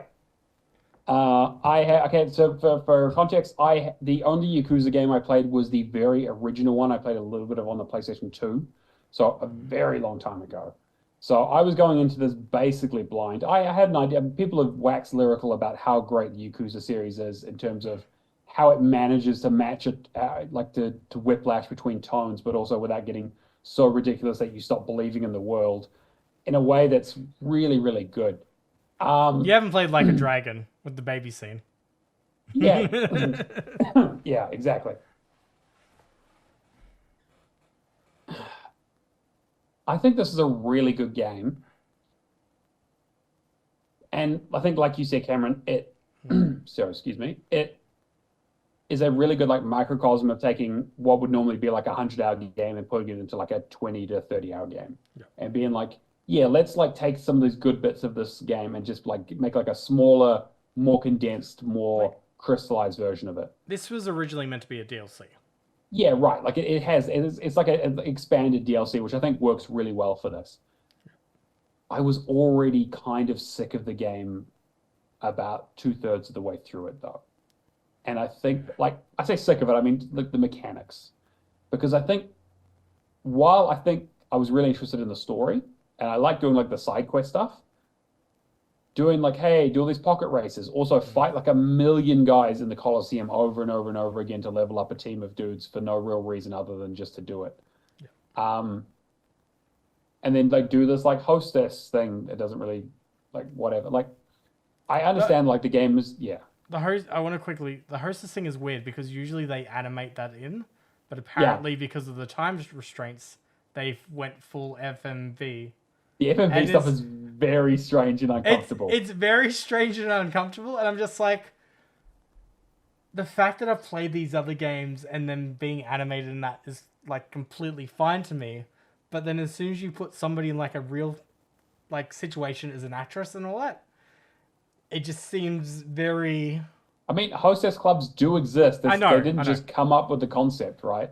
It is very funny though to see them doing stuff and like you can see the ring light reflection in their eyes because they're obviously just recording this in front of a computer or whatever. It's very strange. But I love the story. I know quite a bit about the Yakuza back lore in terms of like, so I have some understanding of who some of the characters are and that kind of stuff. I won't spoil anything. But if you played Like a Dragon, you'll understand because obviously those games tie in together. Yeah, I think this game is really, really good. I love the combat. I love the story. I do like the side stuff. And I like the camaraderie that you get with the characters and like understanding that culture. But like, even though this was a shortened version, I feel like it could have been shortened even more, to be honest. Like, I didn't need to fight in the arena 100 times. If I asked you if I guess the minigame component of it was like very much you play one minigame, get the achievement, and then get out of there. Like, I honestly think it would be like a near perfect game. Yeah, I think so. If it was story and combat. Yeah, I think that, yeah, if it was like, hey, do each of the fights once, and that was pretty much it. Yeah. And it'd be like, okay, cool. But the fact that it was like, hey, if you want to do the S rank fight, you need to basically have a level 20 team of your guys. So you need to do like the team fight like 20 times because you get a level roughly per every time you do it. And you need to make sure you have enough money to buy equipment and stuff. And it just turned into like such a grind that I was like, there's so much good stuff here.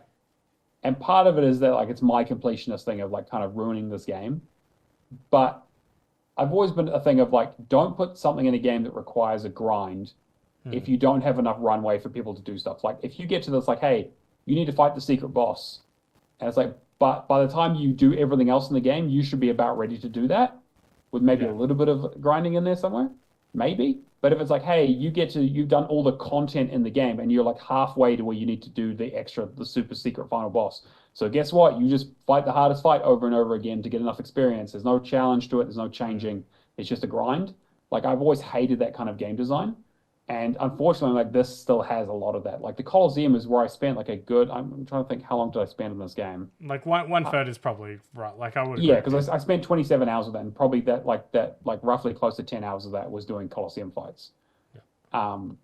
Which is a real shame because like the story is like so ridiculous and amazing and just I find it so interesting because I've gone from playing the longer games and you've gone from not playing them before, and it's such a like we can agree that the story and the combat and all that, like the main core of this game is fantastic. It's just the extras that drag it down, essentially. yeah. Which is weird because if you weren't an achievement hunter, you wouldn't worry about that kind of stuff. You'd just play the story for that. Maybe, but I also kind of like like the secret boss, like the super difficult secret boss fight at the end of this, right? Like you can't do that until you've done everything else.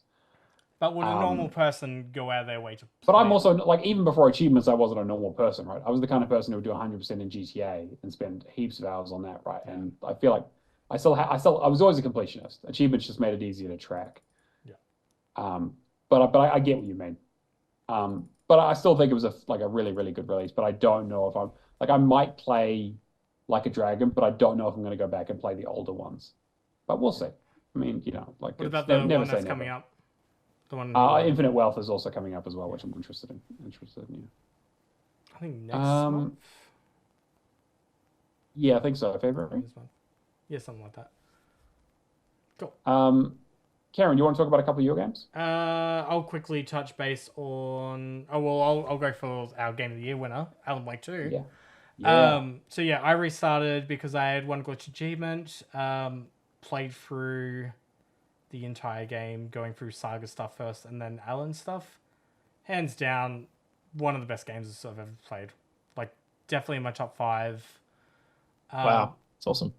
Yeah, Remedy feel like we did a whole spoiler cast on it, and we just went completely all over the place because there's just so much to unpack. It was massively unstructured in a way that I don't think is super great to listen to be honest. But I think it is also kind of indicative of a kind of how that game is. Yeah, but I feel Remedy have got a down pack of like I love games with FMV, whether it be what's the Top Gear spinoff? Grand Tour. Grand Tour, like the Grand Tour game where they did like the TV component and then you did a race. I love stuff like Quantum Break where you had like the TV show and then you went and played the mission. I've loved stuff like Age of Empires 4 where prior to the missions they do a really like clever, like they have the modern day, this is where this battle occurred, and then have drawings over that. I love that aspect of incorporating that into game design and having like multimedia. Alan Wake 2 has like perfectly blended that, and I would be very challenged to come up with a better level than We Sing. Like We Sing is the best level I've ever played, hands down. And don't get too, because obviously spoilers. Yeah. But I will say that it blends game design with music, and it's just perfection. So I'm very excited to see the DLCs. I'm very excited to, like, if you weren't a Remedy fan before this, to me that like entire mission just sells me on the rest of the universe. Like I need to know what happens. Other than that, I don't think there's really much else other than say. Like I really hope that the minor problems with some of the combat and all that are addressed in like future games. But I don't know whether they'll do like an Alan Wake 3 or like. Who knows? Yeah. I mean, I guess we'll look out for Control 2 and see what happens. Other one I wanted to quickly mention was Risk of Rain 2. I went back to do the DLC, which is essentially like a 50 wave kind of component. This game is still as fantastic as it's still. I've been lucky. I've played a game that's now in my top 5, and I've gone back to a game that is my top 5, with which I thought I was done with. They added the one achievement, did the 50 wave mode by myself. Unfortunately, I couldn't find anybody else that was willing to do it. But man, it's such a well-designed roguelite. To the point of like getting to wave 45 to 50, I was surprised that the game was like, I was surprised I didn't have a crash. The amount of chaos that happens in those later stage waves is just absolutely insane, to the point that the first run I did, wave 38, I was like, yep, absolutely blitzing it, out of nowhere, just split second, dead. And I was like, all right, cool, that's like an hour and a half wasted, let's go again. Like, it's just one of those games of like one more run. But yeah, like those are the main two. Do you want me to keep going, or do you want to? Yeah, I'll talk about a couple. Yep. Just looking at my list here. I played RoboCop Rogue City. This game's fucking great. It's so good. I played a little bit. I loved it. It's real fucking dumb. It's RoboCop 2.5. Like it's great. It takes a lot of the things that they learned from doing their Terminator game and kind of improves them. So it has like a leveling system. It has a conversation tree system. You get like perks and stuff. There's like a lot of side missions. There's like small-ish open world areas that you kind of want. Like you go to downtown and you do missions, and you kind of come back to that every few missions or so to do a few more kind of wandering around missions to do side stuff and collecting like collectibles and stuff to get experience. It's super straightforward. It's like, hey, you know, you walk into a room, someone says, "Oh shit, it's RoboCop," and they start shooting at you, and you just go, "Your move, creep," and you just start blowing them away with a fucking automated handgun, and that's the game, right? And it's like, hey, you get mods to make your handgun like, you know, do more damage, or have like a fully automatic mode, or ricochet off of like walls to hit people behind cover and stuff. Like it's super empowering, like fantasy, like enablement. It's amazing. It's all the beats. Has all like if you like RoboCop at all, and I actually happened to watch RoboCop on New Year's on New Year's Eve. I was watching like 80s and 90s movies. So I watched Terminator and I watched RoboCop and Starship Troopers. I love Starship Troopers. It's fucking great movies. And I was like, yeah, everything from the movie is in this. You know, like all the lines, all the jokes. I'd buy that for $1. Like everything. Like they understand RoboCop so well. There's even a reference to the "bitches leave" line from the first movie, which is so funny to me. They just it's unapologetically RoboCop. Like they nailed it. I saw a clip of it on Twitter, and it looks stunning. Yeah, it actually as well.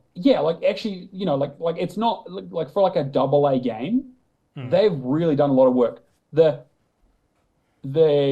voice acting and kind of some of the character models are maybe a little bit on the squiffy side, but like that's the kind of stuff that you could forgive for a game like this. Like I feel like they got the RoboCop-ness down. Like they understand how like, the old Detroit worked. And even watching the movie, I was like, hey, that shot of the police station with the police car pulling up is basically 1-to-1, and the police station inside is almost like modeled directly after how it would be in the movie. So they obviously had some real love and care that went into this game. The station, looked incredible. I love this game because it's very much like, you know, a PS2 era, era kind of game with updated graphics. Of like it knows what it is. It's simple. It's fucking fun to play. And it's straight to the point. Yeah. And it does look. I guess my only kind of issue with the game is that the story is kind of whatever. Like it's the same thing that they retreaded RoboCop 1 and 2, which was like, hey, is he a man? Is he a machine? How does he feel about his family? How does he feel about himself? And you're like, it's like, bro, we did 2 movies of this already. Like, you don't have to, like, I better, like, what story do you tell? It's RoboCop. It's not supposed to be massively complex. How did you find the citizen complaints? Like the line in the PlayStation. Yeah, it's funny. It's like, again, like there's so many good jokes in it. I like people need to play this. I think, and it's also like longer than I thought it would be. There's more to it. I thought it was going to be like a 8-hour like run through no problem. But it's Like like 15 Terminator hours. kind Like, of thing, yeah. yeah. Like it's actually like got some actual like solid amount of content to it. Um, and they're going to be adding like a new game plus mode and a couple other bits and pieces as it goes forward as well, which is great. Apparently, it's their best-selling game that they've ever done. So, Yeah. So glad to hear that. It's not something you would expect out of like Nancon publishing it. I guess not, but I don't know. Because I mean, like Terminator was because they re-released Terminator as well, right? I think they did like a current gen port. Resistance, right? Yes, I think so. Yeah, Resistance. Yeah, Terminator Resistance. I think they re-brought it out. I don't know if they did it for Xbox, but Interesting. Terminator's also fantastic. Yeah, Terminator Resistance Complete Edition they brought out, Okay. which came out last year as well in October. What else? Okay, I'll quickly because I have a lot more to go through. Did Sherlock Holmes: The Awakened? That was fine. Nothing amazing about that. I played Under the Waves, which was that kind of. I think they showed it off. It might have been at Summer Games Fest. It was kind of like this is like psychological thing about a guy who's basically living in a like submersible house under a drilling facility off the coast of I think like Denmark or something. Made by Quantic Dream, the guys who do the real hack story games. It's okay. It's kind of like they're deeper than it's supposed to be. Like, thinks it's kind of a little bit deeper than it is. It definitely has some stuff around the voice acting, and the models are kind of weird. There's a thing where it's like the guy is in his wetsuit the entire game, so even when he goes to bed, he just lies down in the wetsuit, or he gets in the shower in the wetsuit, never takes off his like he never takes off his beanie either. Because they just never did another model for it. It's that kind of thing where you're just like, okay. But it has a thing where you go around in like a little submersible thing and you discover stuff and clean up oil leaks and collect things and kind of do these little story missions and go and do puzzles and stuff like that. It's quite like, it's not like super complex. And I was kind of hoping for maybe a little bit more on the psychological element, but it's okay. I want to hear what you think about Chance of Sanaa. Okay. Because I've heard really good things. Chance of Sanaa probably would have ended up my Game of the Year list if I had played it last year. This game is incredible. So, for those who don't know, Chance of Sanaa is basically you wake up in a tomb, completely no idea where you are. As you kind of walk out, you kind of slowly discover that everyone around you speaks a completely different language to you. They speak in like glyphs, and those glyphs mean nothing to you. And you're armed with nothing but a book and a pencil, and you basically go through and try and figure out what the fuck people are trying to tell you. And you do that by someone says something, a glyph comes up, and then there's another couple of glyphs and another couple of glyphs. And each time you see a new glyph, it gets added to your book, and you can go to that glyph and say, I think this means this, and you type it in there. So now whenever that glyph shows up, your thinking of what it might be will then kind of be underneath it. So you can see, okay, so like, this isn't much of a spoiler because it's like the first puzzle, but there's someone across a channel from you, and there's like locks to basically raise and drop water levels. So you have to kind of work together. And one of the first things you see is a lever that's up, and it has one symbol on the up symbol and then one symbol on the bottom. And so the first thing you think of is like, okay, maybe that means up and down. Maybe that means open or close. Maybe it means lock or unlock. I'm not quite sure. And so you kind of like, that's kind of your first clue. And then like you speak to someone and like they say they have a glyph and then they say something and you kind of like, you get like one part of the sentence and you kind of trying to figure out like from context clues what they're asking you. And so I figured out quite early, I was like, oh, a lot of people are saying this first thing. That probably just means like hello. So I'm like, I'm going to guess that's maybe hello. And so once you've seen every part of a glyph and the game basically says, hey, you've seen enough context clues. You've seen all the clues for this thing. There's a bunch of drawings in the book and you need to match the symbol with the drawing of what it represents. And if you get all of them right on like a 2-page spread, then it locks in what the meanings are. So the very first one is like, hello, open or close was the 3 ones that I wasn't sure about. But I figured out like, okay, this one definitely means open or unlock. pretty sure, so I'm going to put it here. And eventually, once you get them, it reveals to you what it means. And you realize that you're in the Tower of Babel, which, for your theology nerds out there, basically is a tower that where God everyone spoke the same language. God basically made it so that they couldn't understand each other, so they couldn't work together to basically build a tower to rival God, etc., etc. It's the whole thing.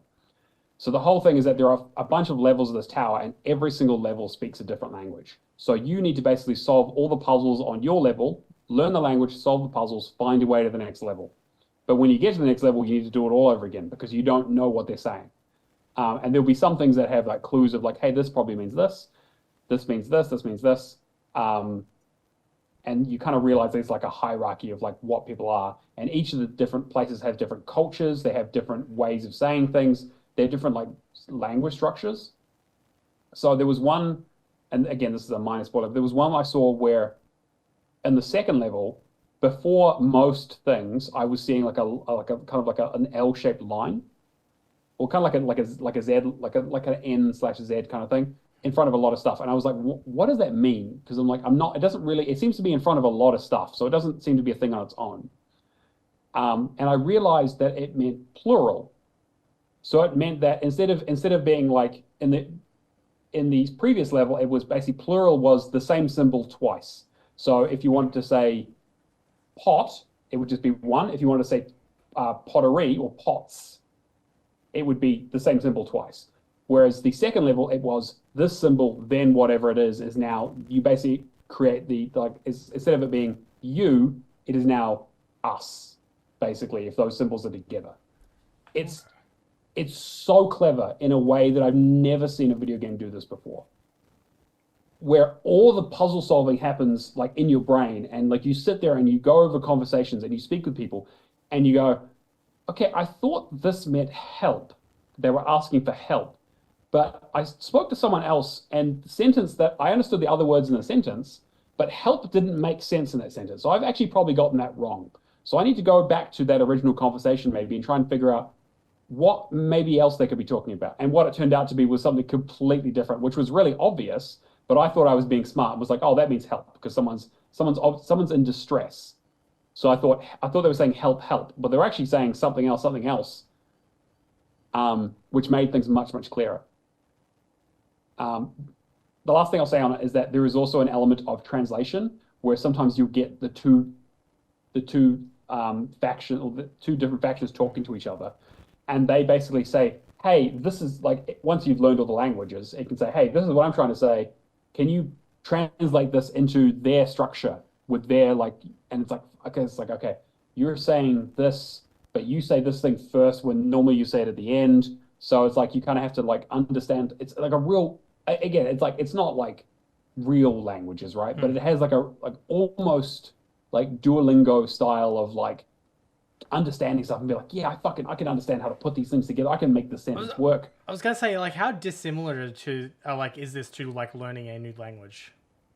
I mean, it's very basic. Like it basically is like a word, one word per symbol. Yeah. But there are like elements of the structure of like learning a language though. Yeah, absolutely. Because like there was one, like one of the levels has like, oh, actually we say the thing that we're talking about, and then we say the thing about it, instead of saying the thing about it and then the thing we're talking about, basically. So it's like, so basically whenever you're translating, it's like, okay, I need to take the subject and move it to the very front, put a comma, and then, yeah, anyway, there's only one, like, this is one of those, like, in the same way that I loved Cocoon last year and was like, this game makes me feel like a fucking genius. This game is like on that level of like, this is so well designed and clever that like I only got stuck on one puzzle and I had to look up half a solution for it because I half figured it out, but I realized I was missing a piece of something. Everything else I solved on my own, and like I bashed my head against some stuff, and I got confused on some things. But yeah, I absolutely loved it, and I think everyone should absolutely play this game. I just added to my wish list. It sounds like one that I could probably sit down with my partner and like we'll just figure out stuff together. Yeah, and it's also not super long either. Like I finished it in like 8 hours. So like, yeah, sweet. Yeah, it's not overly. It's only $30. Yeah, definitely worth picking up. I will just quickly touch on. I played Close to the Sun. That was in Game Pass. That's essentially like a walking simulator. It's basically like I kind of the joke I made in the Discord was that it's hey, I want to play a Bioshock. We have Bioshock at home. This is but yeah, like where it's like, hey, it's Tesla's amazing ship where he gathers all the smartest people in the world, but it's on a boat, but it all looks like 1950s Art Deco. And it's like, yeah, I played Bioshock 2. It's really good. So it's essentially like a walking simulator. There's no combat. Essentially, you go around and walk from place to place, solve some minor puzzles, and occasionally run away from someone trying to kill you. Um, yeah, it took me like 3.5 hours. If you really want to, there are console commands. If you plug in a keyboard, you can skip right to the end of the game I and think get the they've. hard. I think somebody found collectible console commands Oh, as okay, well. yeah, So again, yeah, like it's like I think it's worth playing through, like maybe doing like a playthrough and just like playing through it once, and then just doing that for the no death and speedrun achievements because it's not really worth playing through more than once, to be honest. Yeah. Kind of in a similar vein, I played The Invincible, which I think it's an interesting game. I think they showed, I can't remember where they showed it off, but I remember they showed a bit of a trailer for it, and it was like, oh, okay, interesting, kind of like a puzzle Because solving. this is 11-bit, right? I'm pretty sure it's Um, from the same guys that did Frostpunk. is it really? Oh, it is 11-bit. 11-bit published it, yeah. Oh, okay. They might have published it and somebody else made it then. Yes, so I think this is a Star Wars only game that they've done, or at least only Xbox game. I might be This game thinking is Firewatch, but in space, like 100%. Like you have the same animation of climbing up and climbing down, like the ledge thing that you do, and where you put the legs over and you drop down. Yeah. And then like the thing where you like look at things, and then like you talk to someone on the radio about the thing that you see, and then you look down to the book to see the map. Like it is 100% that. It definitely has like it's based on a novel, so there's more of a narrative hook. Whereas like Firewatch was more like kind of like a relatively chill with some interesting thriller mystery elements. This is like, hey, I have amnesia on a alien planet. I need to figure out what the fuck is going on, what happened to my team, and like kind of go like more of like a journey kind of thing where it's instead of exploring the same place over and over again, you're like, hey, I need to get out of here. I need to like because it's like yeah. See, like I originally pictured this up because it was like 1960s sci-fi story. Yeah. That seemed like based on 1960s sci-fi novel. Like it seemed really interesting. And it is. I think it is. I think the narrative is kind of like it's cool. It has that 1960s space retrofuturism thing. Like they nailed it. Like it's like hard to explain, but you'll know it when you see it. Okay. The kind of thing that you kind of saw in a little bit like in Deathloop and that kind of stuff, where like it's a little beyond Art Deco and that kind of like 60s style of like it's like, hey, this is what a spaceship would look like. I think, or this is what a robot would look like in 1960s fiction, like sci-fi fiction. This is what our space helmets would be like, kind of bulbular, and like the laser guns would look like ray guns with a little circle thing with a little radar dish on it and stuff. Like it's like classic, like that classic kind of like almost like before Star Trek kind of thing. Yeah, like pre Star Trek kind of like space travel, like Barbarella kind of that kind of thing. Yeah, it was good. It's a slow game. Like this is not there's not really any combat or anything. Like it's just kind of like go around, look at stuff. There's definitely some like it's quite tense and it's quite like psychological and there's kind of like interesting science stuff happening. They are adding like a chapter select to it, I think. Like they just added it to PC. They haven't brought it to console yet. I would advise waiting to play it until that's in because replaying the whole thing for the other endings is kind of a pain. So being able to like chapter select would make that a little bit easier. But I just went through and did it. It took me about 13 hours to do 2 playthroughs. It's interesting, yeah. I liked it a lot. But it is not super like gripping or interesting. It's like it's quite methodical. Okay.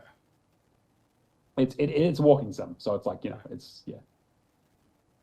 Trying to think, is there anything else on here? Cameron, do you want to talk a couple more about yours? I got maybe 2 more. Yeah, so Wreckfest, not really much else to say about that. Done it before on console. This time I just did it on PC. Still, they don't make Demolition Derby games anymore, and it's a shame because Wreckfest is a ton of fun. Other than that, I've been playing the finals, which is really refreshing for an FPS. The only downside I'm finding for it is not achievement hunting friendly. There is like some really, really grindy achievements. Actually, this might be a 1,000-hour game kind of thing. Right. But It's from X-Dice devs. It's very destructible environment in nature to a point of this should be the standard moving forward. There's like 3 different types of characters you can play. Like, you can play as a light, mid, or a heavy. And they've all got like, they're like, heavy can just tackle through buildings kind of stuff. Light's very nimble, has lower health, but deals with like SMG kind of combat. Essentially, it's a like Vegas game show kind of concept where you're in a VR realm, just playing this game mode, going in, robbing an ATM, essentially getting like 20,000 from the ATM. One bank is like 10K, and just rinse and repeat. So it's essentially one game bird at the moment, but like I'm really interested to see what they do with it in future. It sounds kind of how they did like Monday Night Combat, that kind of thing. Yeah, where it's kind of like similar vein. The only downside for it is they've used AI voicing to, which, it doesn't really like. They're arguing that because it's going to be a live service kind of game, they need to update it over time and that kind of thing. I still feel like if you've got the bucks to do live service, you should be doing it properly. Hiring voice actors. Yeah. But yeah, like it's highly enjoyable. It's a good shake up for the FPS genre. The main thing I've been working on is the crew. I'm down to my very last 3 achievements, which one of them is meeting 2,000 people, which is actually 5,000 because I believe it was coded incorrectly. I'm currently sitting at 81% for that. 81% is pretty good though. Yeah, I'm gonna get this game done by March. The other 2 I will unlock tonight. It is a very enjoyable game. The racing is a little bit more floaty because 10 years ago, obviously they cleaned it up in the Crew 2 and Motorfest. I would say typical kind of Need for Speed level story. But yeah, very, very racing MMO kind of grindy. Unfortunately, a lot of people, like I'll use Jake for example, that we've had on the podcast before, just got to like the end of December, server issues, and then has not been able to log on a single day since, even though he started in December as soon as he heard about the server closure. There's people that have purchased the game in the last year that are not able to access challenges at all. Fortunately, mine's fine, but like there's no rhyme or reason as to why some people can't access the servers and some people can. Like even people logging to accounts in different regions still don't have access. Like it's not a server based issue on like location wise. It's more of a just can't access the save for a particular person, which is really weird. This is going to be like when the reigns of like, as soon as this, like I'm counting down the days until this completion is done, but it's going to be a big one. And then I'm moving straight onto the Crew 2 because I'm a madman. Other than that, it's just going to be all racing games, all next 2 months, essentially. Braver man than I am. Don't worry, I'll pull your leg and you'll get elimination done. Yeah, one day. One day I'll get the eliminator done. That's pretty much where all I've been playing. Okay. Last 2 games. Okay, so I will just mention I will talk more about these guys next week, but I started Disco Elysium and I started Inscription. So I'm very excited to play those. Yep. I've heard nothing but amazing things about both I was those about games. to say a critically acclaimed. Yeah, so I know I'm in for a treat. But those are I need to put some time into. Yeah. The 2 other things that I really wanted to talk about were Stray Gods, the role-playing musical. Oh boy. Australian Game of the Year 2023. I was about to say. Yeah. I think conceptually this is a fantastic game. I think the idea being that, you're a muse and you can make people sing and that the musical element is part of the universe. And you can essentially like there's a murder and you're basically trying to solve it by getting people to sing their truth. I think is great. I think the game is way too short, unfortunately. And I think that's part of the problem is that when you have a game that's a musical, you can't just write dialogue, you got to write music. And so that limits how long the game can be. Because like you could get through this game in maybe like, I mean, if you're doing like one playthrough, you probably get through the game in maybe 2 to 3 hours. Maybe a little bit more, maybe closer to 4. But you know, it has branching paths, sort of. Like you have like 4 love interests, but the thing is, because the game is so short, the love interests feel really kind of forced and weird. Um, I really like the characters. The world building is amazing. I think this was David Gaynor, the guy who did it was BioWare originally. I think was one of the writers for the game, and it shows like it's so like it's quite well written. It's the world is really really great. The kind of whole like mystery around like the gods and kind of where they come from and who they are and what they remember and kind of their powers and all that kind of stuff is really interesting. And their history and a lot of the stuff that's kind of like hinted at that you kind of can dig into a little bit, but also like you're like, hey, there's a lot of unknown stuff here. Like also like we're missing a lot of gods. Like what happened to them?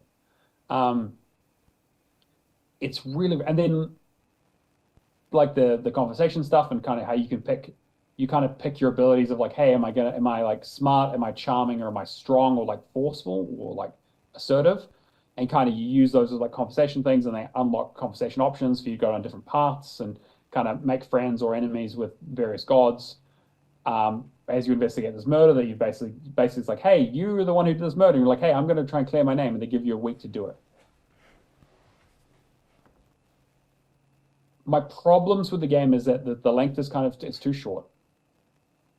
Um, there are some performance issues in terms of like it doesn't run super well in some areas. It's kind of unoptimized. It's like you get some like visual like stuttering and desyncing and that kind of stuff. This is like one area in particular where it just like slows down to like a 10 FPS for no reason. Um, and I hate to say it, I love the voice acting in this game. They've obviously like this was their big selling point was they got like an all-star cast of voice actors, right? Half of them can't fucking sing. I hate it, but they just like they're great voice actors, but like a lot of them just can't sing. Like Felicia Day does a good job. Um, and I'm trying to think who else is. Um, I think like um, Persephone's okay. Like again, it's like I don't want to be too down on it, right? Because I think it's a real interesting game and a real labor of it has real like Wolf Among Us vibes, both in terms of like its art style, but also in terms of like its world building and kind of like the mystery and the like. Again, there are a lot of similarities. Like, hey, you know, mythical creatures from storybooks, gods from Olympus, have been brought into the modern world. Uh, but I just yeah, like the singing is probably the roughest thing about it because it's so much of the game, and it's not that great. The singing is like a lot of the singing is really flat, especially like Pan's voice actor. Like he's like a really good voice actor. Like I've heard him in a lot of other stuff before. He's the guy who does like the voice of Cyborg in Teen Titans and that kind of stuff. He's really really good. He cannot sing. He cannot hold a note. He's really really flat. Um, and the mixing of the sound and the music of stuff is like really like not great. And also the songs, like there's a couple of okay songs, but like musicals live and die by how good their musical numbers are, right? I mean, like fucking the reason people love Hamilton isn't because of the historical stuff. It's because they fucking can't get the songs out of their head. You know, everyone wants to sing, you know, in the room where it happened over and over and over again. And like this game just doesn't really have anything like that. Like I couldn't name you a single song from this game, and I played it like 2 weeks ago. So yeah, I was like, and also the other biggest problem I had with it is that a bunch of achievements didn't unlock. So I did like 9 playthroughs of this game, trying to get them all fixed up, which is really, really frustrating. Thankfully, you can skip all the dialogue by just mashing through it really quickly, but you can't skip any of the musical numbers. So you got to listen to the songs every single time. Yeah, I was unfortunately like really, really disappointed with this, and I saw like one review on Steam that kind of echoed my thing, but everyone else seems to love this game. So maybe it's just me. I don't know. Maybe I'm completely wrong, but I'd be very curious to hear what other people have to say. Not a lot of people have played it on Xbox. I think it's 488 people and 12 people have completed it. I think I was the 12th actually. So yeah, interested to see maybe some other people play it, give it a go. Let me know what they think.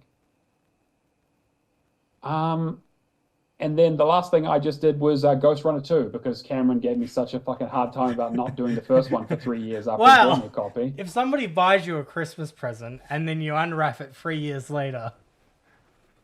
Okay, so I decided I'd jump straight on Ghost Runner 2 because I love the original. The original was really fucking good. This game is good. It is good. It is different. They have changed some of it. It's more accessible in a way that, like, for example, they added a block button.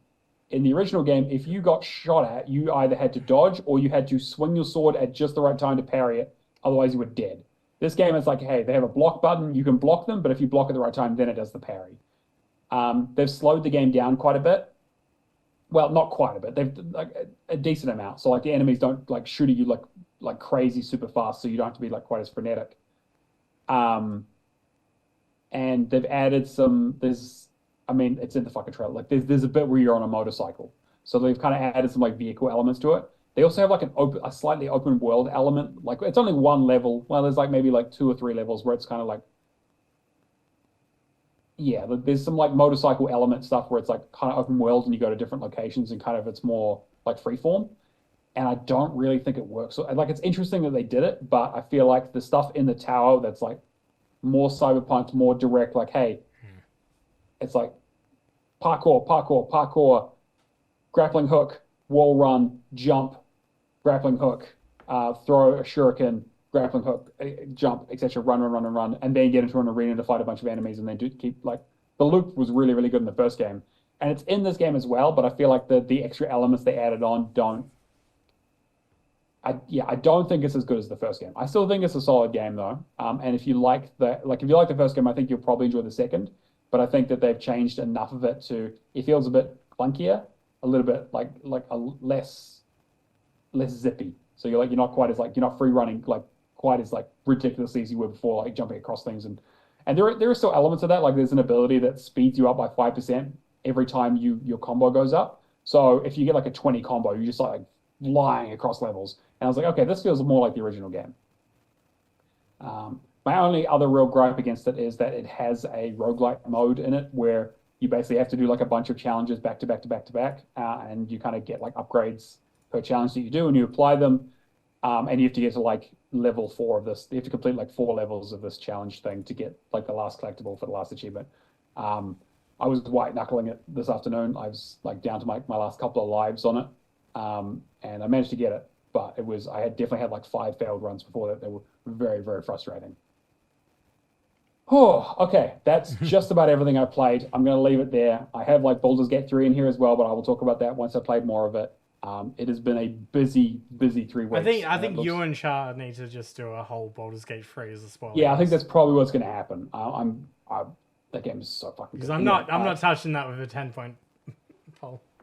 I will say one thing about Baldur's Gate 3. I did manage to completely break the game in a way that completely actually almost broke my Xbox. In a way that I've only seen one other thing where I did a speedrun strat where essentially you can cheese the final boss by... I think I did like a speedrun of the game just to get like some of the achievements out of the way. There's a strategy where you put a bunch of fireworks next to the boss and you just set them all off at once, and the ensuing explosion will basically kill it in one hit. Every time I set off the fireworks, my Xbox would literally turn off. It didn't like freeze or like drop me to dashboard. It would literally turn the Xbox off. And when I get up to turn it back on, it's like, hey, your Xbox is overheated.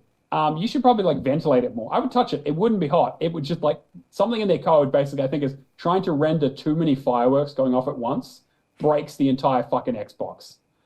And I tried like 20 times. I could not figure it out. I figured out a trick where I was like, okay, if I do one firework at a time and just really slowly do it, it was fine.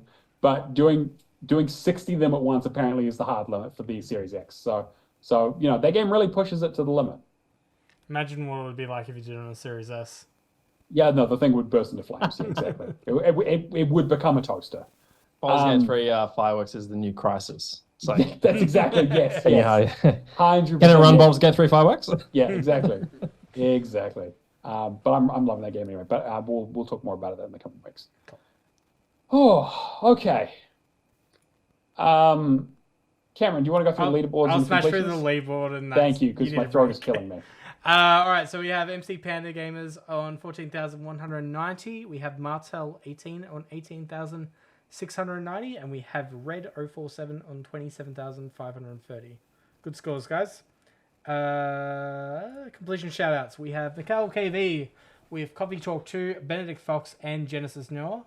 We have L4D Pills here with Mirror's Edge Catalyst. We have Scooby-Doo with Dredge, which I recommended to him and he absolutely loved.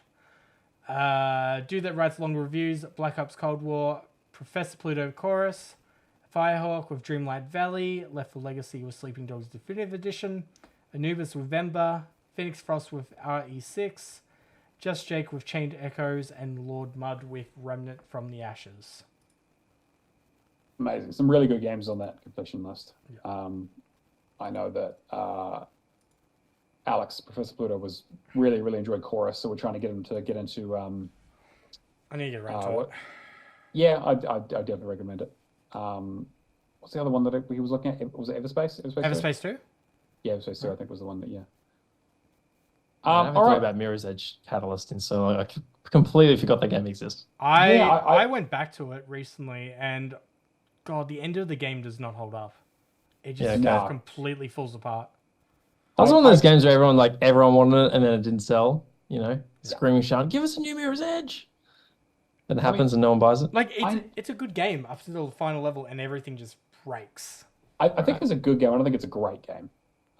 It's a solid 7 out of 10. I would say. Solid, but then I think the first game was more of an 8. So I think that's part of the problem, is that they kind of went backwards a little bit. All right, well, let's get into the word challenge, everyone's favorite competition that I'm bringing back for the new year, where basically, if you don't know, I come up with a game and you have to go on our Discord and guess in the word challenge channel what the game name is. Make sure you get it spelled completely right with capitals and everything. It's an exact match query that I put in the system in the back end, so don't fuck it up. And so if you guess it, you win a code or you win some prize money, depending on if you want a code for the game or whatever it is. I mean, we'll figure out the prize afterwards, depending on what your region is and all that kind of stuff. But every week I give a clue ranging from completely unhelpful to basically giving you the answer if you listen to the show live. So we're starting off a new year, new month. So I have a new game. Clue for this week is this is a European developer. So good luck. There's a few of them out. There's a few games from European developers out there. So be very curious to see what kind of guesses we get in the channel. This is the first clue. This is the first clue. Okay, it's going to run all month. Yeah, run all month. So clue 2 will be a little bit more helpful. Clue 3 will be a bit more. Clue 4 will basically give you the answer. Yeah. So I'm very curious. I like giving the first clue because that gives me an idea of what people's headspace is. Because obviously I know what it is, so I'm like, well, this makes perfect sense. But when I say European developer, what do people think and what do they want to put in the chat? You get 1 guess per hour. If you guess it right, a gift pops up and you win.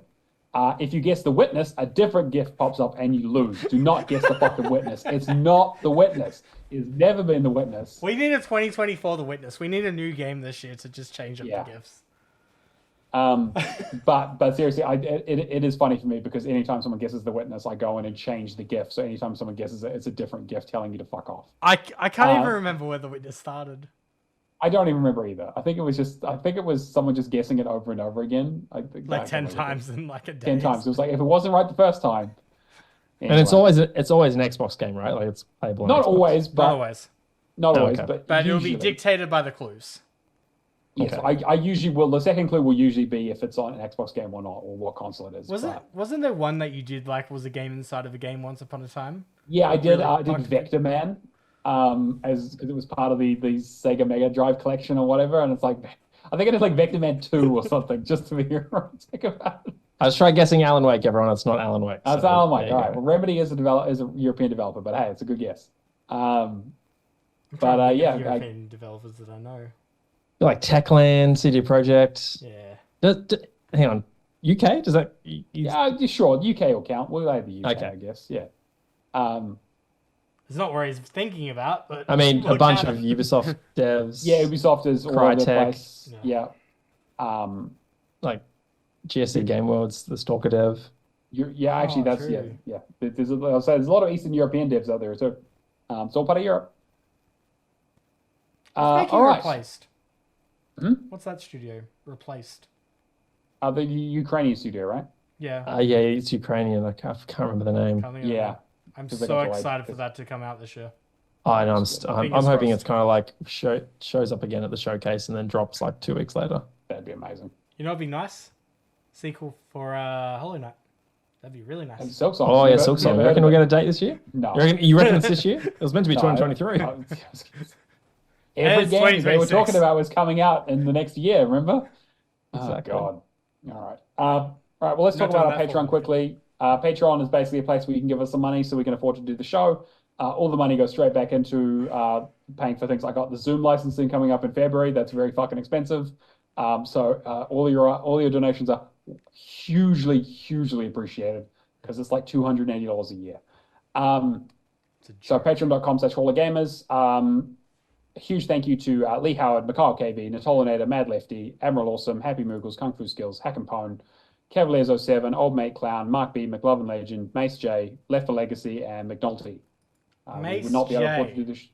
Marcege, Thank you. as he's been famously mispronounced as. So Um, yeah, huge thank you to all of those. Yes, Cameron? Yeah, quickly add on the Patreon content. So we've added quite a few different things, and we're planning to do some other stuff this year. So Alan Wake 2, Starfield, and our The Game Pass retrospective Yeah. that we did for last year. So Yeah. those are available now for any tier on Patreon from $2 all the way up. So we don't get content behind how much you want to donate. Just if you want to support the show extra, that's great. If you can only give $2 a month, that's totally fine too. We don't want to get too restrictive about it. So all the episodes, I've also made all the episodes of Lights, Camera, and Action, our video game movie review podcast, are all available on there for free for everyone now because we haven't done one in a while, and I want people to listen to them because they're because I because want Matt people loves giving me a hard time about movies that I don't fucking watch. Yep, which is most of them. Yep. I also do the beginning and end parts of the show. I kind of stitch together into behind the scenes stuff that I usually chuck up on the Patreon as well. So we try to get some content up every week at least, and we're looking to do more of those spoiler casts. On the other side of it, if you just want to, if you can't support the show, totally fine. I will be bringing out those 3 spoiler casts or those 3 extra content podcasts out at the end, or I think the beginning of February. I think it is. I think it's like the 2nd they're scheduled for. So if you want to listen to them now, go ahead, feel free, give us some cash. Otherwise, they'll be out for you in a couple of weeks. And if you can't support us financially, tell a friend. Yes, yeah, exactly. Word of mouth is huge for us, as always. And as always, we do the show live on Twitch each week. Xbox Hall of Games is the place to find us. Come say hi, hang out in the chat, shit post. Leave us a comment, ask questions. We try to respond as much as we can while we're recording. And that's pretty much going to bring us to the end of the show. Shane, thank you so much for joining us, Shane. It's been great to have you on. Yeah, it's been good to be back. Thank you guys. Yeah, we'll try and get you back maybe a little more regularly if we can, depending on schedules, because we do appreciate having some wonderful guests who actually know what they're talking about. Yeah, I'll be playing a lot more games this year. So See, that helps. Yeah, and doing content as well. Actually, I've started. I used to do like game commentary and like some reaction stuff on YouTube, and I've started doing more of that. So that's my YouTube channel. It's Shane Bailey as well. I did an Xbox predictions for 2024. Just did a developer direct preview. Yeah, I've got some other content planned. I want to do like where I think the Gears of War franchise should go next. Sort of video essay type content. Coalition's interesting. Like just to see, other than Gears, what do they have cooking? Yeah, well, they had other stuff that they were dabbling with, like new IP sort of things. But then apparently those got cancelled. They were using it as a way to sort of get familiar with Unreal Engine 5. And then I think it didn't take them that long. Apparently and so now they're the just onto studio Gear for 6. Unreal.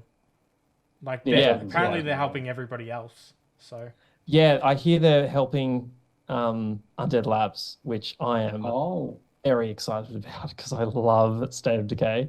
Yeah, I'm really hopeful State of Decay 3 can look stunning and run even better. I think State of Decay, like the jump from the first one to the second one was massive. Just like given their time. Like, when did State of Decay 2 come out? Like 2017? 2018. 2018? Yeah. Yeah. So, given that amount of time to cook, like, Yeah. What's annoying is it like they just released like update 35 like 2 months ago. I'm like, what are you doing? Just, like, Give me the new fucking game. just work on the third game, please.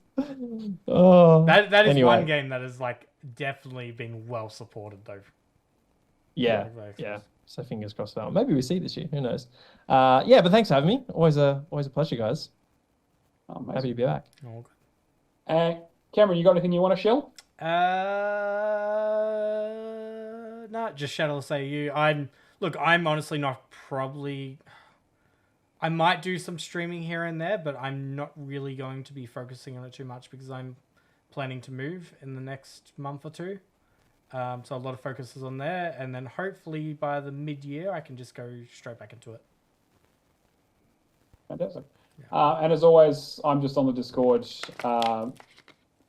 Neomaster on everything, True Achievements Xbox of Discord.